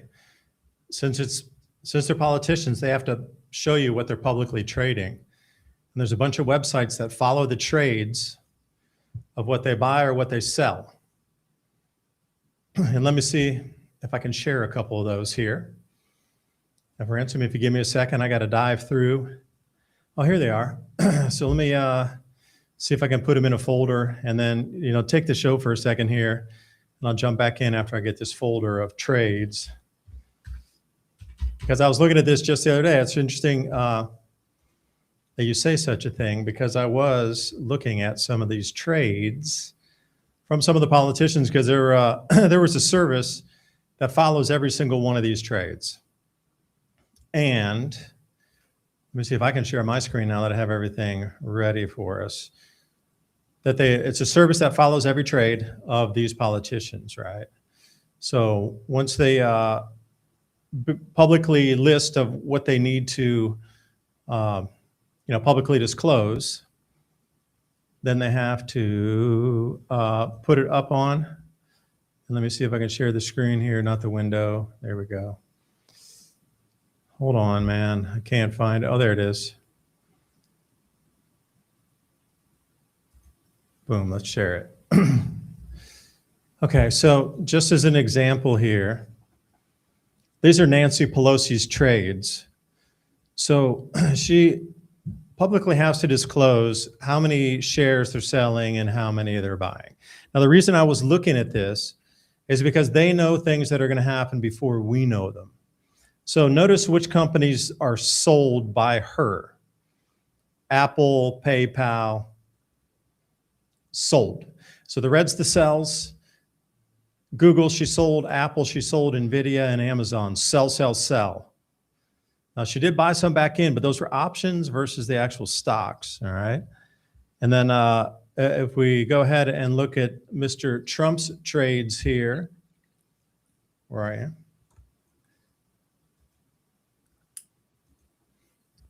This is the ones that Donald Trump had just put in. So is there anything that is matching is the question. Yeah, Netflix sold, Palantir sold. So this seems like they're tech companies, again, that are being sold off here. Meta, he sold. So you're starting to take a look and go, all right, well, all these politicians are starting to sell off a lot of these high-flying AI tech companies. Why is that? And then what did he buy instead? Visa and MasterCard. They take a percentage of every single, it doesn't matter if the economy is good or bad. They take a percentage of every single transaction. So if you knew the economy was going to get worse and people were going to rely on credit cards more, meaning the fees would generate higher revenue and higher stock price for Visa and MasterCard, would you not buy that? Because if you could tank the economy and make people rely on credit cards more, you'd probably want some of that action because they're going to generate more fees. Just saying. And you start to look down, and these are more hard, commodities type businesses here. Home builder businesses and these types of things, service businesses. Like the what is being bought is the hardware that makes our society move. What's being sold from Trump is all the fluffy AI tech junk. Notice the switch. They're both doing it. Him and Pelosi are both doing it. That's a crazy thing. So it's starting to go, all right, well, this is showing me something here. Pelosi's selling Apple, Google, Nvidia, and Amazon, And yeah, Trump, I think they're gonna sell all that stuff while there's a chip shortage. And then they'll rebuy it later. Well, here's another thing being out in Asia right now. So maybe this is hitting your airwaves or not. With the economic D-Day, there's been a couple announcements in our news, in American news, that we're going to sanction a foreign bank, meaning they're going to have no access to any money across the planet through the American system. Now, it's been widely touted here in the last couple of days. We're going to sanction a foreign bank. We're going to sanction a foreign bank. China says if that's our bank and you sanction our foreign bank, we are going to cut all minerals off. You will be zero exports for any minerals moving forward for the United States. And anybody that's caught transshipping into their nation and then forwarding into the United States will also have all of its trade cut with China. So this is what we're moving to now. So if we go to the D-Day option here and they sanction a Chinese bank, even one, China will cut off all metals exports to the United States, but we rely on 50% of that. So your chip shortage here goes straight into that. Imagine if China does stop all the rare earths. How about they stop steel, aluminum, zinc, and nickel going out? Right. Forget gallium and all these, rare earths that are out there. Zero. What will that do to our economy? It'll crush it. There will be no way for us to operate. We won't be able to manufacture anything. Chips will be the last of our worries, Chips. This is funny right here. I got cucumbers growing outside. Not too many of them. Like, I forgot who that was that commented, my garden's not really producing that much. I got a lot of greenery. but it's not actually making a lot of fruit. We have tomatoes, oranges, cucumbers. A lot of this stuff are things like, especially the eggs, the chicken, and the tomatoes, cucumbers, squash, that's not listed on here. But those are all stuff that you could start working on at home instead of trying to buy it, especially since you're looking at it where this is all prices in Iran, but these are the same things that are going to go up here. Yeah, and I wanted to bring this to your attention. And Ransom, I also sent you that the red line chart is also the Iranian cash equivalent decline since like 2003. So you can see the devaluation of their currency. No, that's the copper gone to all-time record highs. Me and Ransom talked about this not even a month ago, that copper was going all-time record highs, and boom, here we are at all-time record highs. That's $1 more than last month. Let's see if it was $5.50. It was $6.50, or yeah, it was how much was it last month? $5.50, and then now it's at $6.70. Like, these things just keep going up tremendously. Now, the reason I was trying to feature this chart today is we have the economic D-Day against Iran. And the news we're being fed is we're crushing them economically. Everything's so expensive. They're about to revolt in the people. And it's like they can't even live because people can't buy food. It's too expensive. And oh my, we got them by the tail. But I want you to look at the prices of this. So currently, let's say for easy math, 2 million Iranian equivalent dollars, for example, is equal to $1 American. So the exchange rate is 2 million to 1. But if we look at tomatoes up there, a kilogram, which is 2.2 pounds, is not even $1 under the economic sanctions. Do you think you can find 2 pounds of tomatoes in an American supermarket for under $1? This is what I'm getting at. Even though these economic sanctions are supposedly punishing these people to revolt against their leaders, their food costs less than ours in America, and they're under economic sanctions of some Godzilla proportion never seen on the planet before, yet their food costs less than it does in America. How is that possible? It's $2.78 a pound here. Well, a pound of oranges, just barely over $1, and it's up 100%, which means it used to be 50 cents. That's a kilogram, 2.2 pounds of oranges. Can you get 2.2 pounds of oranges for like $1.10 in America? No, I don't think so. I'm going to say I don't think so either. I just checked local prices on tomatoes. It was $2.86 a pound. $2.86 a pound. It's like, well, how is it there in Iran where they're supposed to supposedly be under economic collapse because everything's collapsing, getting the food to the people cheaper than we can get it? They want our money, man. I'm just saying something doesn't sit right here. We should be questioning this too. And I know this is a very inconvenient chart to look at. Not this one, but that I'd like to go through some of the more food prices if you could bring that chart back up, but just to compare. All right, so cucumbers, $1 for 2.2 pounds for the cucumbers. The rice is a little more expensive, but you're coming on world pricing for the rice. So it's not even $3 for 2.2 pounds of rice. A little less than $3. Let's say $2.75 for 2.2 pounds of rice. That's cheaper than what you would get it in most places also. Cooking oil almost has doubled in price, almost tripled in price.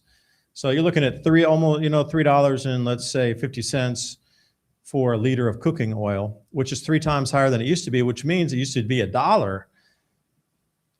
And, baby formula, that's expensive everywhere in the world. So that's a hard one to look at because even though it's $8 for a kilogram for baby formula, like in Hong Kong, they're trying to smuggle stuff back into China. I mean, it's a whole world racket trying to get good quality baby formula. But what I noticed, one thing I want everybody to take away here, the eggs and the chicken themselves is $3 for a dozen of eggs under economic, or $3, let's say $3.50 or $3.40. For a dozen eggs under economic sanctions. Is that cheaper than America or the same price? $3.40 for a dozen. You should answer the question around your own personal area because I don't know where everybody lives and what your prices are paying for eggs. But I don't think I mean, that's equivalent with the U.S. or even cheaper, I would believe. How much you paying for eggs, Ransom? A dozen. I'm about to look here because I don't buy my eggs from the store. Yeah, I don't either. We always get ours from the farmer direct.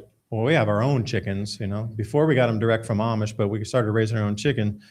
It Now we get them ourselves. says fresh options range from 5 to 12, but the average carton is from $2 to $5 here. Mm-hmm. So that's probably the better quality large eggs that are $5 for a carton.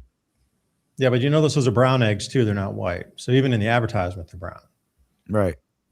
And that's doubled in price over. That's 130% up. So before it was like what, 3 million, let's say, for that.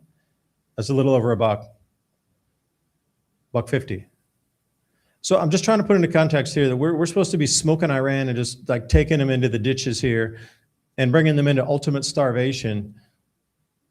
Yet their food costs are cheaper than in the United States. Even under these heavy sanctions and under these ridiculous food price rises. So see how cheap it was before the sanctions. I mean, a fraction of what our food costs are in America prior to the sanctions. You see everything's doubling and tripling over there. Like, how cheap was it to live there to buy food in the year-round before all this came in? Kind of insane to think about it and look at it like that.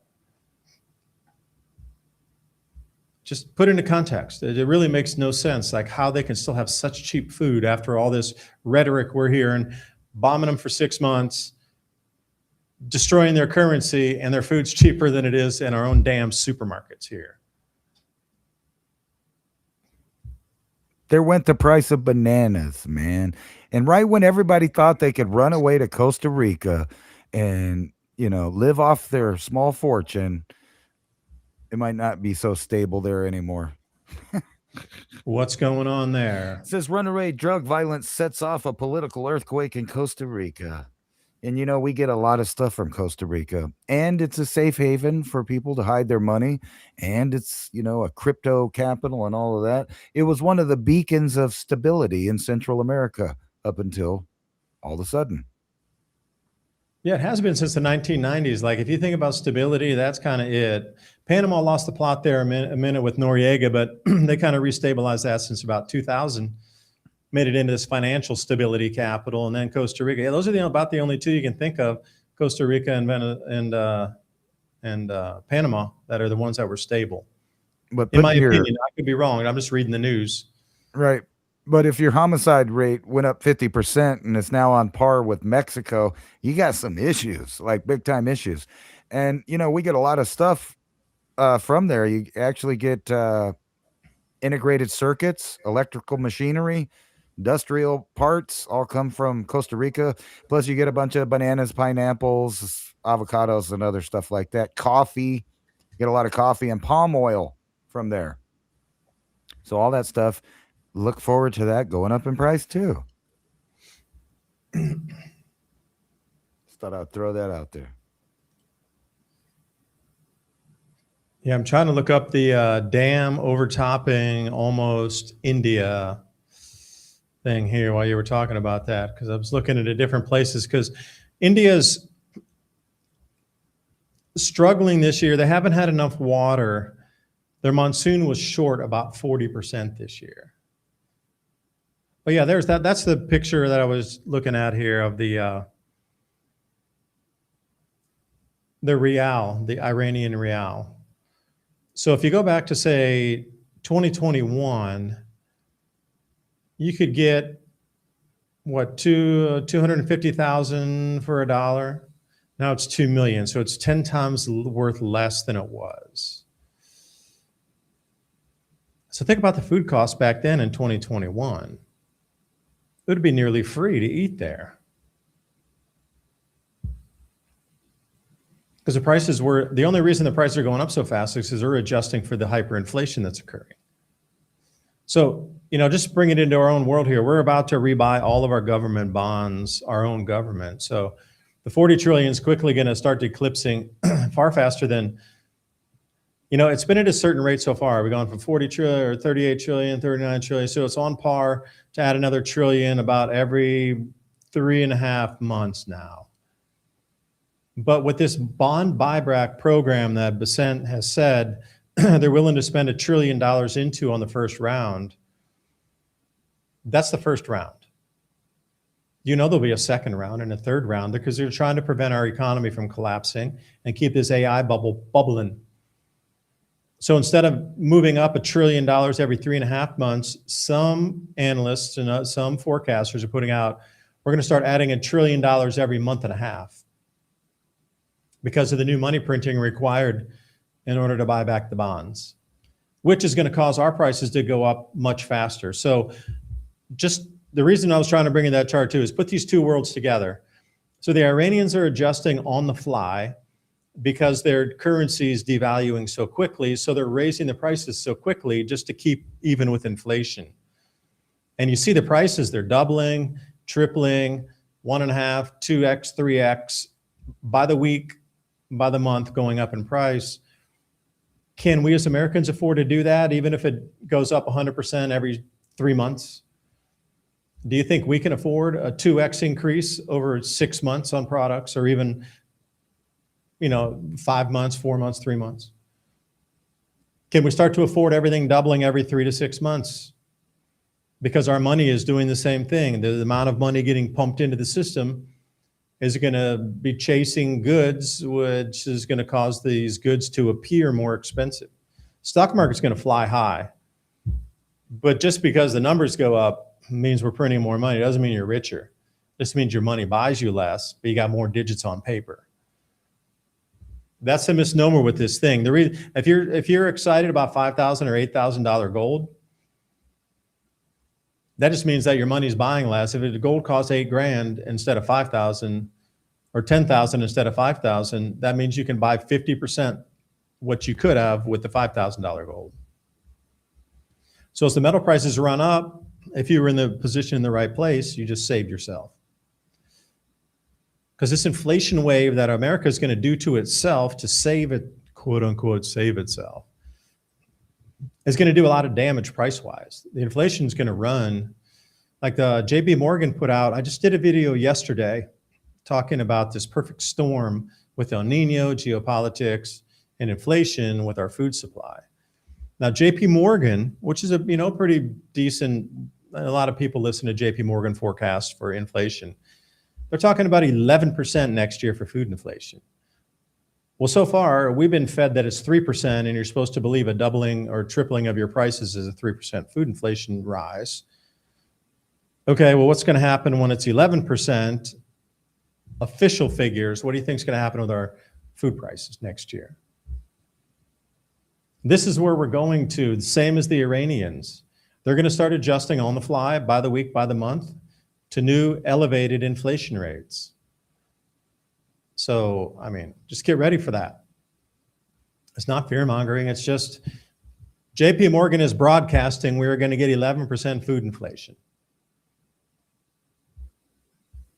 Banks listen to that. Investment houses listen to that. Wall Street listens to JP Morgan routinely. That's one of their go-to rah-rah. They're going to tell us what the economy is going to do, squad, kind of. Well, you can see, I bet if you go to each state, they have some kind of scandal going on, like New Mexico. So New Mexico just stopped all of its coal power generation, just stopped it. And they tried to convert over to a bunch of those wind farms, solar farms, and etc. And now the entire state is in an uproar because all of their bills got tripled or quadrupled, and they're just telling you, so sorry, deal with it. That's their answer. They're not going to fix it. So they advertised that since they didn't have enough meter readers, that you could go out, take a picture of your meter, and they'd readjust your bill. But of course, as soon as everyone did that, they said, oh, well, you didn't do it soon enough for us to calculate it. So sorry, you'll just have to pay the estimated bill we gave you while we work out being sold to BlackRock, or Blackstone, which is the same thing. They want you to be confused. Don't kid yourself. They want you to be confused by those two entities. Right. But it's the same. It's just they broke off into two factions. One kept the name, one didn't. They're still working. It's all the same thing still to this day. what is that? Fink? Is it Larry Fink? Larry Fink, that's BlackRock. Right. But Blackstone is a different investment capital firm, but I don't know the CEO of that one or the front face that you see quite a bit. so I went through this with people around here. Actually, BlackRock broke into two different things, and one is now Blackstone Financial. That's the current one. But they also have a breakaway company that's still named BlackRock. And that's on purpose, so you don't know who the hell's doing what. Yeah, and Citadel fits in that triangle as well. The stability of the castle. And then you guys got this over here. So I was looking at this earlier. I was wondering how much of this stuff do they bombard you with this? I mean, I know that you get the missile alerts and stuff like that, which is understandable. But on the media side, are they just hammering you guys with any day tomorrow's Armageddon? Nope. I would find this news in a Western media outlet. They do talk about it at times, but not on a daily. It won't be forced in your head like on a daily, like they're gonna do a siege, they're gonna start blogging on, they're gonna do. It's like it'll pop off on like there's just like in American media, there's different ones that are just news hounds, news channels, right? Then they got the popular media, and then they got travel media and like cooking shows and entertainment, these sort of things. So it's very much like American media. So if you would go around in America, and like a lot of these people do, and they just ask like random questions. Okay, they ask some business questions, some popular culture questions. It's all the kids get right because that's all they follow, but they don't really know much about geopolitics or the economy and that sort of thing. It's very much the same thing here. Like these very focused news hound shows, they'll drop those tidbits in there. But just like on the regular nightly news, not so much. So it's very segmented in terms of, the economy programs are the economy programs. And they have whole channels just devoted to like stocks, what's going on in the world, where the investments are, what's the hot plays, okay? There's just a whole network devoted to that on investing. And people watch that routinely. Every time you walk by, you'll see those channels on in people's shops, or you walk by houses you can see in at night because they leave the lights on, curtains open, whatever. You can see these investment channels on everywhere. But you will get it occasionally on just like a island-wide basis. They'll just slam it out there. But in terms of seeing it every day where it's being thrown down your throat as a narrative of prepare for this, no.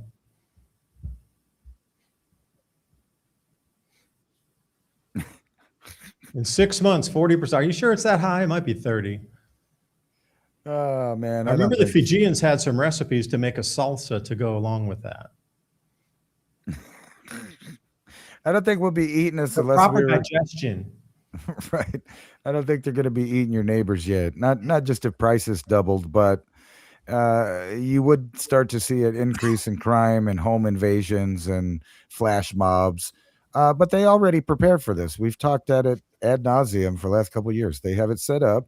They're going to have food distribution centers that are armed, and you're going to have to order online. You're going to have to verify 20 times that you are who you are, just like that communist grocery store that they're proposing in New York.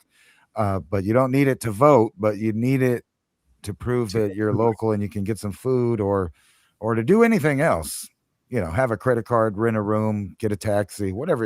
You're going to have an ID to that. And I think the reason that they've been pushing that, you don't need an ID to vote is because they're going to trick all of these people into, don't worry about it, just get the app, the digital app with your digital ID and your digital persona, and that'll take care of the voting for you.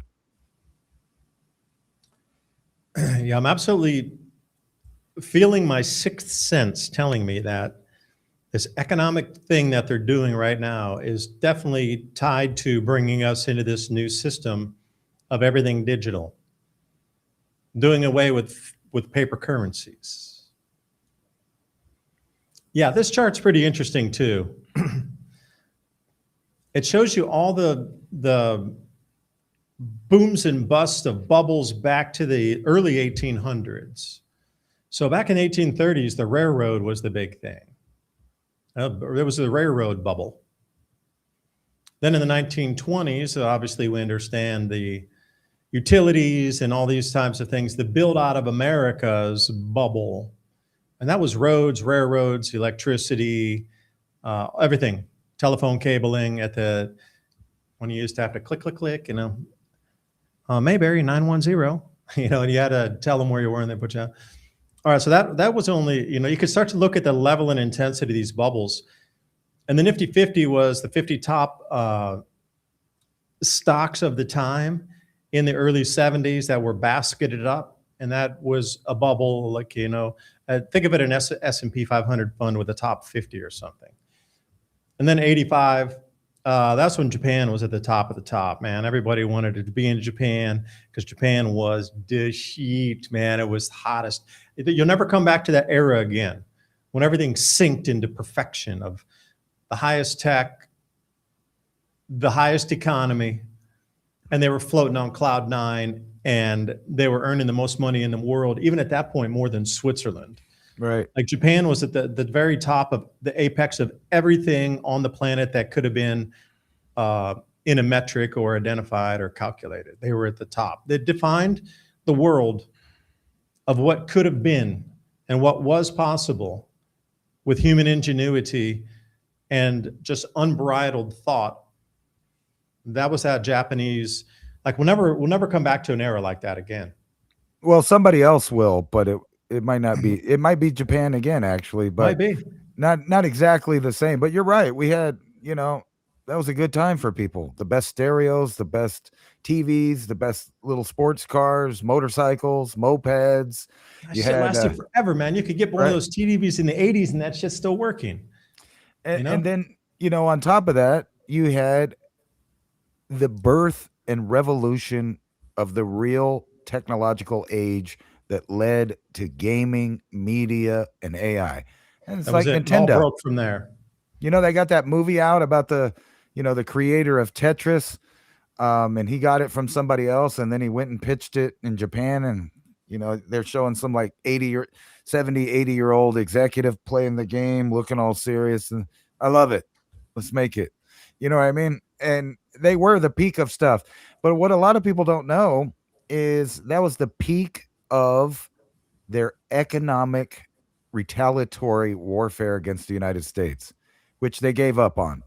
But that's okay. But they did peak it. And I would say if they continued the way they were, they might have actually won that economic war.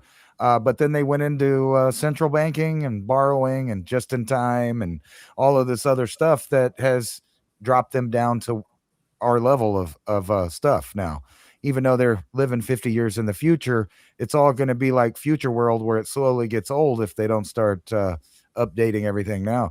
What's really cool about Japan is I used to have a Nissan and those old rotary motors, and I was learning how to work on the rotary motor because it was so different than the pistons, but stamped on a bunch of the Mitsubishi and Nissan motor blocks, it would say, in memory of Nagasaki and Hiroshima, because they were winning the economic war. Oh, no shit. And where are we now? The green.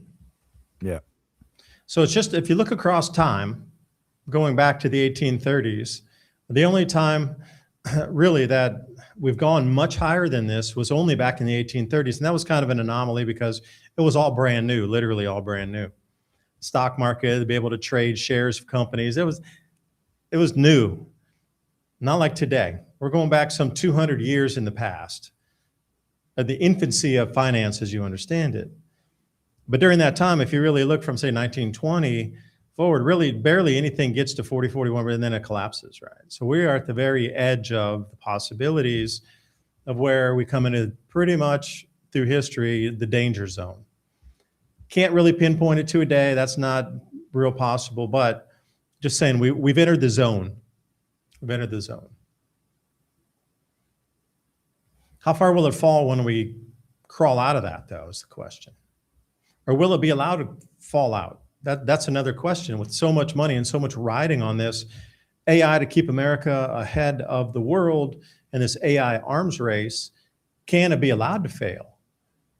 Because in today's technology, losing 6 months or a year of innovation, we're stepping back 10 years or 5 years to catch up from that. Because the way things are speeding today, it's much faster than it was in the 1980s, for example. So you lose a full year of innovation, then you're half a decade or a decade behind, and you never catch up at that point. So how valuable or how pertinent is it that the government keeps funding all this, because it is a national security issue? I would pose that question to everybody out there. Or pose that question, excuse me. Ransom.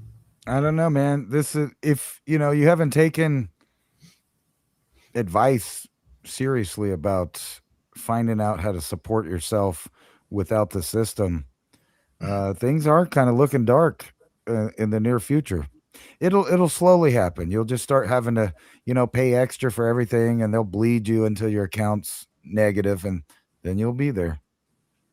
Well, that's already happened since COVID. Like, that is what has happened since COVID. Like, just continue it from here, but move it a higher and a faster pace. Like, you take what happened in the last 3 years or 4 years, and that's like a subset A. You can measure that. How much more has your life become expensive because of that? And somebody would have, okay, it's 30%, 50%, 30%, 20%, whatever. And then move that forward in the next 4 years and then double it, because that's probably where we're going to go. Can you afford that, or how do you move against it? Because a lot of people are struggling at this, whatever rate it was for the last 4 years. Like, that's already happened. That is what's happening. You're being milked. How much longer can the milkmaid continue to come around? I don't know. As they say, you can't squeeze blood from a stone or a turnip. One of those. But again, to collapse the oldest system and bring in the new tokenized economy, where you give people access to the value and the equity in their homes to spend on an app to continue with their lives, is palatable for people living versus going to a soup kitchen. Because as I've seen and read, whatever the event is or however it comes about, that's just its own talk over there. But when this event occurs and we come into the new system, everything you have or own is going to have a price attached to it, and it's going to be in a tokenized format, meaning that you can strip the equity out into usable money while the base asset sits where it is. So like my house, for example, let's say it went up $100,000 since I bought it. Well, I can't really move the house or cut off a piece of paneling and go spend my shingle off my house or something. But if you take the equity of that $100,000 out of the house and like put it into an app and give me $100,000 of stable coins, that I can spend that. That's the way they're going to bring the economy back. And it's not just that. Well, what if my car's paid off? Well, you have this type of car, this type of model. Okay, it's going to be owned by the state because you'll have no more private ownership, but we'll give you the value out of that. Okay, your car's worth $10,000, for example. Okay, here's 10,000 tokens, or USDT token equivalents. And it's going to be like that for every single thing. Now, will it be like that where they'll run some sort of magnetometer over your house and say, well, you got some load stainless, you got some iron cooking skillets, those are worth $7 each. You're gonna, okay, we got a bunch of glasses in your cabinets, we can see that, that's worth $15 total for all the glasses. Like, are they gonna scan your entire house and get sort of you got 3 beds in there, okay, each bed's obviously worth $500 on the mattresses, we'll give you $1,500 for that. And they're gonna digitize your entire, they're gonna run through every house and digitize the equivalent value of everything that's in your house. Okay, we got an air conditioner, it's worth $1,000. We got a refrigerator, they're worth $500. And they'll give you value on that on every single thing that you own as a token. The digitization aspect of it allows that to take place, and that is what's planned. You're not going to own anything. Like, whenever this occurs, that great taking is going to, go in effect. You're not going to own anything privately anymore, but the value you have from that will be transferred over into the new system, and you'll be able to spend using your phone or whatever app you need to access to spend. The problem with nobody wants to talk about is what happens when you run out of all your tokens of everything that you had equity in or you had positive profit in, and you're down to zero, and then what? This is what nobody wants to talk about. So let's say they take they side scan my house. They take an inventory of everything that's in there, and they give me an amount of, let's say, $20,000 for this. You get $10,000 for the car. You get $100,000 for the equity in the house. Okay, great. And we'll make $140,000. We'll make it 150 for easy math. And they give it to me in all these tokens. They say, David, here's 150 grand in tokens. You can spend them to buy food and travel and buy gasoline and do all this stuff. Okay, what happens if I burn through all my tokens and I have none left? Society is like that. Once they have no end to the spending and there's no repercussion, they're just going to spend.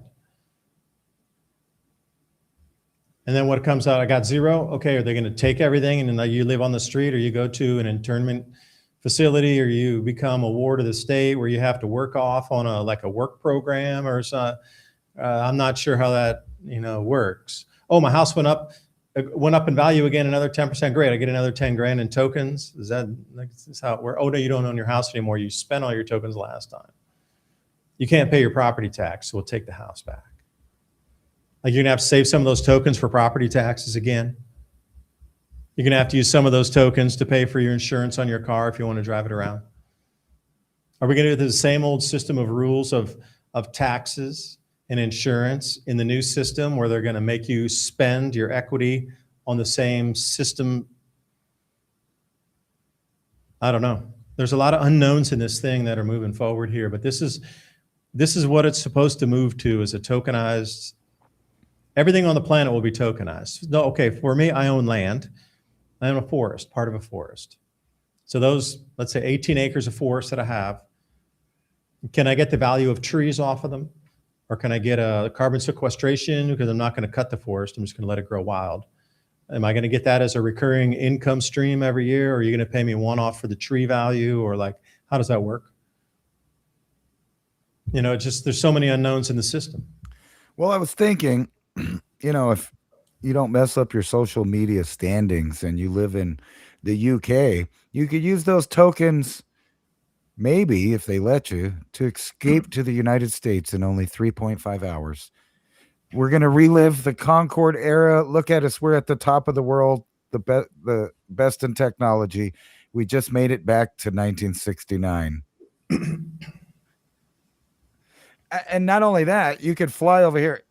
I was going to show you this just to be funny, but things are so bad. I saw this article and I thought it was a joke. I thought it was like something off The Onion or something. Right. Things are so bad in California that the wildlife is doing the same thing that people do in the inner city, stealing your shoes, vandalizing your cars. It's pretty bad out there, man. When the marmosets. So I don't know what a marmot is. I don't have them around my area. So I bet you got woodchucks. Yeah, I know woodchucks, beavers, and stuff like that. Yeah. Groundhogish kind of thing with more fur, It looks like. Yeah, there you go. Oh, there it is in the middle there. Oh, that looks like a groundhog with fur. Right. Groundhogs are a little smaller. These guys are bigger. Hey. Oh, that's that same thing I saw in Colorado when we went to the conference, you, Ryan, and I. That thing were popping its head out of there and looking at me. Yeah, those are groundhogs. These guys are like a dog. They're bigger. So whenever you try to take your shoe back from them, look, there's one. But think about it. It's so bad in California, even the wildlife are criminals. Well, can't they just shoot those things and have a program to get rid of them? I mean, it's California, man. You can't even hunt and stuff. If that was in Texas, that would be at the barbecue grill already. Yeah, no kidding. Yeah, they look kind of tasty. Texas fried marmoset. I bet they taste really good. They look like a nice, gamey wild meat. I bet they have an interesting flavor. Well, the people are having when they go there to camp, they have to hide their vehicles because they climb in it and chew up all the tubes and try to drink the antifreeze and, and stuff like that. Well, if they can do that, they can chew through that tarp in like 3 seconds. I know. I don't know, but you might have to. They can chew through wiring and chew through metal to get to antifreeze, but they can't chew through a tarp. Okay. I know these guys are funny. And they got those little rat things from South America they're running around. So eventually Californians are going to have to come to terms with the food prices. And I have a feeling that a lot of this wildlife may thin out. You think so? I'm thinking so. Midnight shopping. Man, they're roasting rats and guinea pigs in New York City, so we're not even there in the tough times yet. Well, the reason I say I think they probably have a really nice, pleasant, gamey taste is it looks very similar with those types of animals that they eat in South America routinely. Right. They look very similar, so I think they're of kind of the same family. So they must be pretty much delicious. Yeah, I'm thinking up marmot recipes. You send me a call. I'm going to have to look through my cookbook. They had a squirrel recipe in my old 1912 cookbook. Yeah, some squirrel and dumplings, man. I've had that plenty of times. It was real simple. It's like put some salt in, let it boil for then pour the water off one time, put it back in. Man. Squirrel soup. Yeah, and then like I said, I think every state now has their own scandal going on about prices, depending on where you live. Like right now, it's electricity for everyone here. We're one of the lowest states as far as food costs, though, and rent. But they're seemingly balancing this formula to customize the bill systems wherever you live so that they get every last dime. They have a certain amount.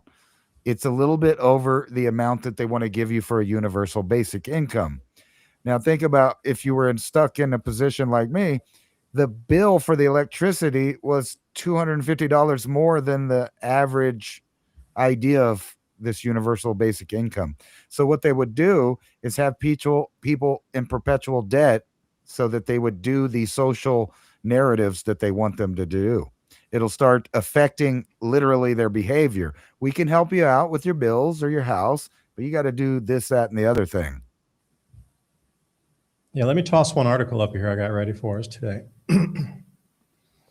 Wheat futures surged 3-year highs. JP Morgan and HSBC warn of global food shock. So JP Morgan, 11% inflation, food inflation.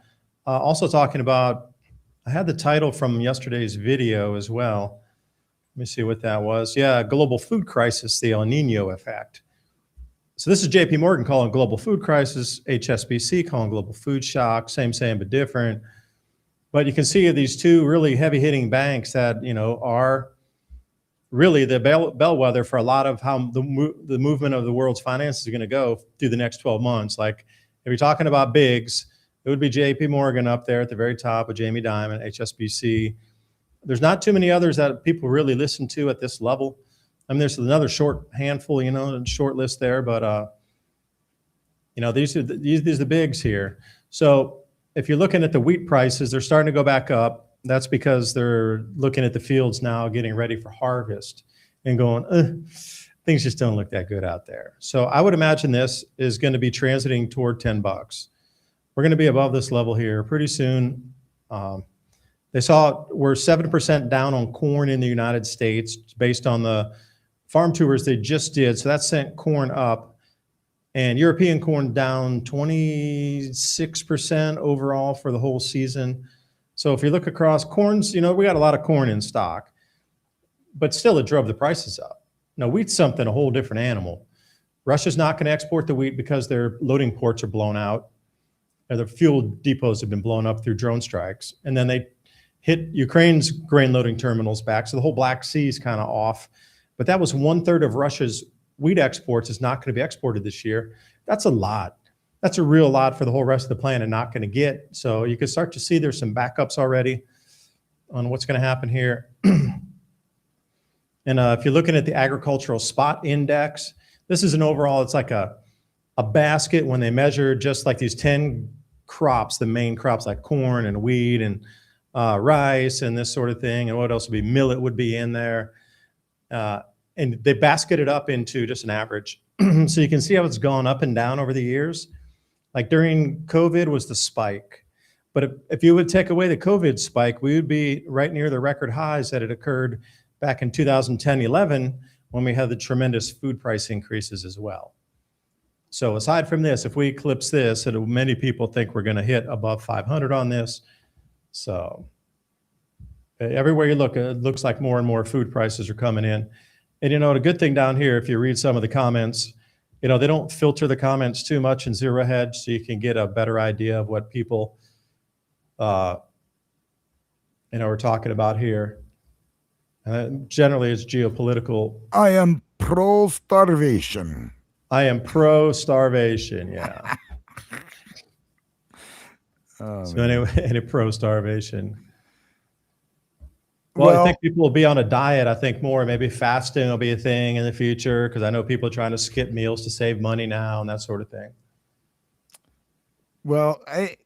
I am going to do like a little short documentary for Civilization Channel. So I'm going to go around and like film all the stuff that we eat and where we get it, and then compare the prices and the same search for food down in Mexico City when I go visit there. And just Are you like going to, when are you going to DF? sometime in September, Okay. and just really take it in and contrast the living conditions of both areas. I don't see how that we can ever have a world war without having Mexico and not Canada, but Mexico as a symbiotic nation, at least for trade and resources. They can kind of have Canada. I mean, we'll need it for military purposes, but not for agricultural reasons. But you'll need it for electricity and oil. Like we get a lot of oil from Canada and a Right. lot of electricity from Ontario. That article you brought up earlier, and that's really no joke. If Canada were to stop the electricity to the United States, we would have blackouts in so many large major cities.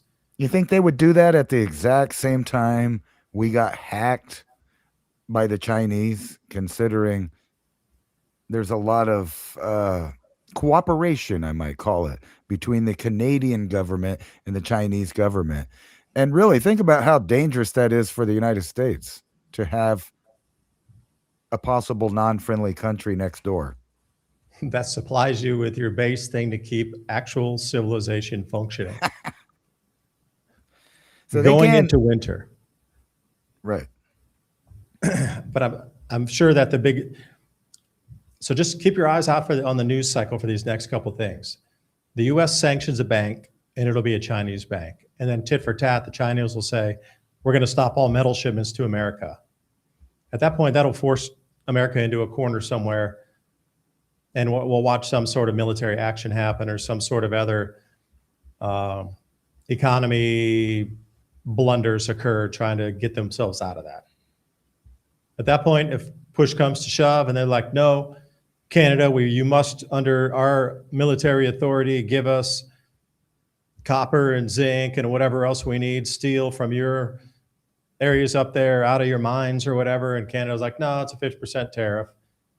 America would go in and invade Canada. Don't even kid yourself. They would be up there with our troops in 3 seconds to try to secure that nation, to get us our things that we needed, make sure that oil continues to flow. Shit, we're over halfway across the planet in the Middle East to try to make sure things stay the same. You think they're not going to invade next door into a country, make sure the oil keeps flowing, or electricity stays on? Like, really? Then it would be an American-occupied Canada. They need the metals. I mean, we have just put ourselves into such a predicament. Like if they go through with this D-Day thing, the global economy collapses kind of. And at the bare minimum, we cut off our entire supply of metals from our main metal supplier of rare earths and industrial metals, both. And people that Yeah, bring this kind of stuff up, like I look in the little political arena, just for the stuff that we said, which is not pro or against any political party or person, they would already call us doomers and say that we have TDS and all of this stuff because we're supposed to be living in the golden age. This is the best economy we've ever had. Matter of fact, the president just rated the presidents and rated himself number one. He's the greatest. He did. That's really the thing going on right now. I'm very apolitical anyway. I'm just looking at this saying, uniparty. It seems like a lot of things are planned. It's not one party or another party. It's just you look at this, like what blundering set of maneuvers did they not think out first? These That people if you are not sanction the bank stupid. of your number one enemy, with the next largest economy on the planet that controls 50% of what you need to manufacture everything in our nation, including the weapons and the high tech and just regular buildings, for example, for steel reinforced concrete. And they're going to cut that off? Like, what idiot didn't think this out first? Some idiot That's thought not it political. out. That's stupidity. And it happens on both sides. Yeah, that's the thing. I don't think it is stupidity, and I don't think there is both sides. It's a uniparty. They're not stupid. They know exactly what they're doing, and they just get mad at people when they see the plan. It's total collapse. We're back to the year 2000 and some of these PNAC ideas to just go ahead and flush the U.S. and the Western whole thing, the whole experiment of individual liberty. That's the key. That's what they got to destroy. Because you imagine you can't have a world government or a trilateral, like a 1984 style, if a bunch of people are still running around with the idea that they have rights just because they were born. And they've already told you water's not a human right. Food's not a human right. Air's not a human right. You have the right to talk about it over here, when it's disappearing. You can mention it. That's it. They're going to take away part of your digital credits because you spoke ill. You can buy your way back to freedom again for only half of your digital credits. That's the way it is. A scary world. Anyway, thanks for joining us tonight. If you're, if you agree with what we're talking about here, leave some comments below. Love to read them so we can try to get some ideas for next week when we do speak. Also, sign up for our newsletter. I'll put the 10 bullet points together for you about what we spoke about so you can remember the 2 hours of conversation with some graphs, charts, infographics, whatnot, image of the week so you can refresh and, oh, that's a great chart. I try to pick out the best of the week to put in there. Also, buymeacoffee.com/civilization cycle. And I do want to read one of the comments here that popped in. I left X in January, and this is from someone who bought us some double espressos. Thank you very much, someone. I left X in January, seems a Palantir honeypot to me. All platforms are compromised. Your channel is one of the few I continue to tune into. Even the normie channels are pimping sensationalism and fear porn lately. When the normies start talking food shortages, it's time to start carrying. I prefer to quietly fortify the home base and prepare for whatever the overlords have in store for we plebs. Time is an invaluable resource. Thank you both for yours. Appreciated deeply. Did he say Coda? Did he say it's time to start caring or carrying? Carrying, as in sidearm on your side. All right. Yeah, definitely. I think that time's now already. Oh, it is every time I leave the house. Well, I'm in Tennessee, though. Yeah. It's a polite culture there because everybody is carrying. It gets unruly in areas where you can't. And then you get the dregs of society that come out and, want to be hoodlums and do whatever they do. Everybody, if it's a carrying society, everybody's polite because they know everybody else is carrying. So it just didn't get out of hand. Just going to say that. But anyway, thank you so much. Let me refresh in here and see if we got any more comment. Thank you, someone, for buying that double espressos for us. Yeah, so it is. Well, it's the sign of the times, I guess. It's a sign of the times. I will agree on one thing. Once the food, and it is starting to hit the airwaves on the norminess now. Once the food shortages, the food cost rises, and the crop losses, and all these things start to come into normie consciousness, USA Today, that kind of nightly news, NBC, ABC, kind of nightly, whatever, Fox News. Once it starts to hit the airwaves on that level, it's time to pull up your moat wall or gate or whatever it is, because that's the point they want people to start to move and panic. So they don't put anything in the media unless they want you to move in a certain direction. Once they start talking about food shortages, they want you to start thinking that direction. That's the time you need to go the other direction because you're already prepared because you're listening to channels just like ours. And you should already be prepared. So anyway, until next week, thank you so much for the support. Ransom. Go look at the moon. Looking at the moon, y'all. I think it's total. I think it's east of the Mississippi. It's going to be totality tonight. starts Anywhere here. east of the Mississippi, I think it's total. West of the Mississippi is partial. Yeah, it starts in 10 minutes for me here. Wow, they take forever to onset. It's not like a solar eclipse. It takes a few hours to get into the full red. Yeah, it's like All right, crack the wine open. We'll see y'all later.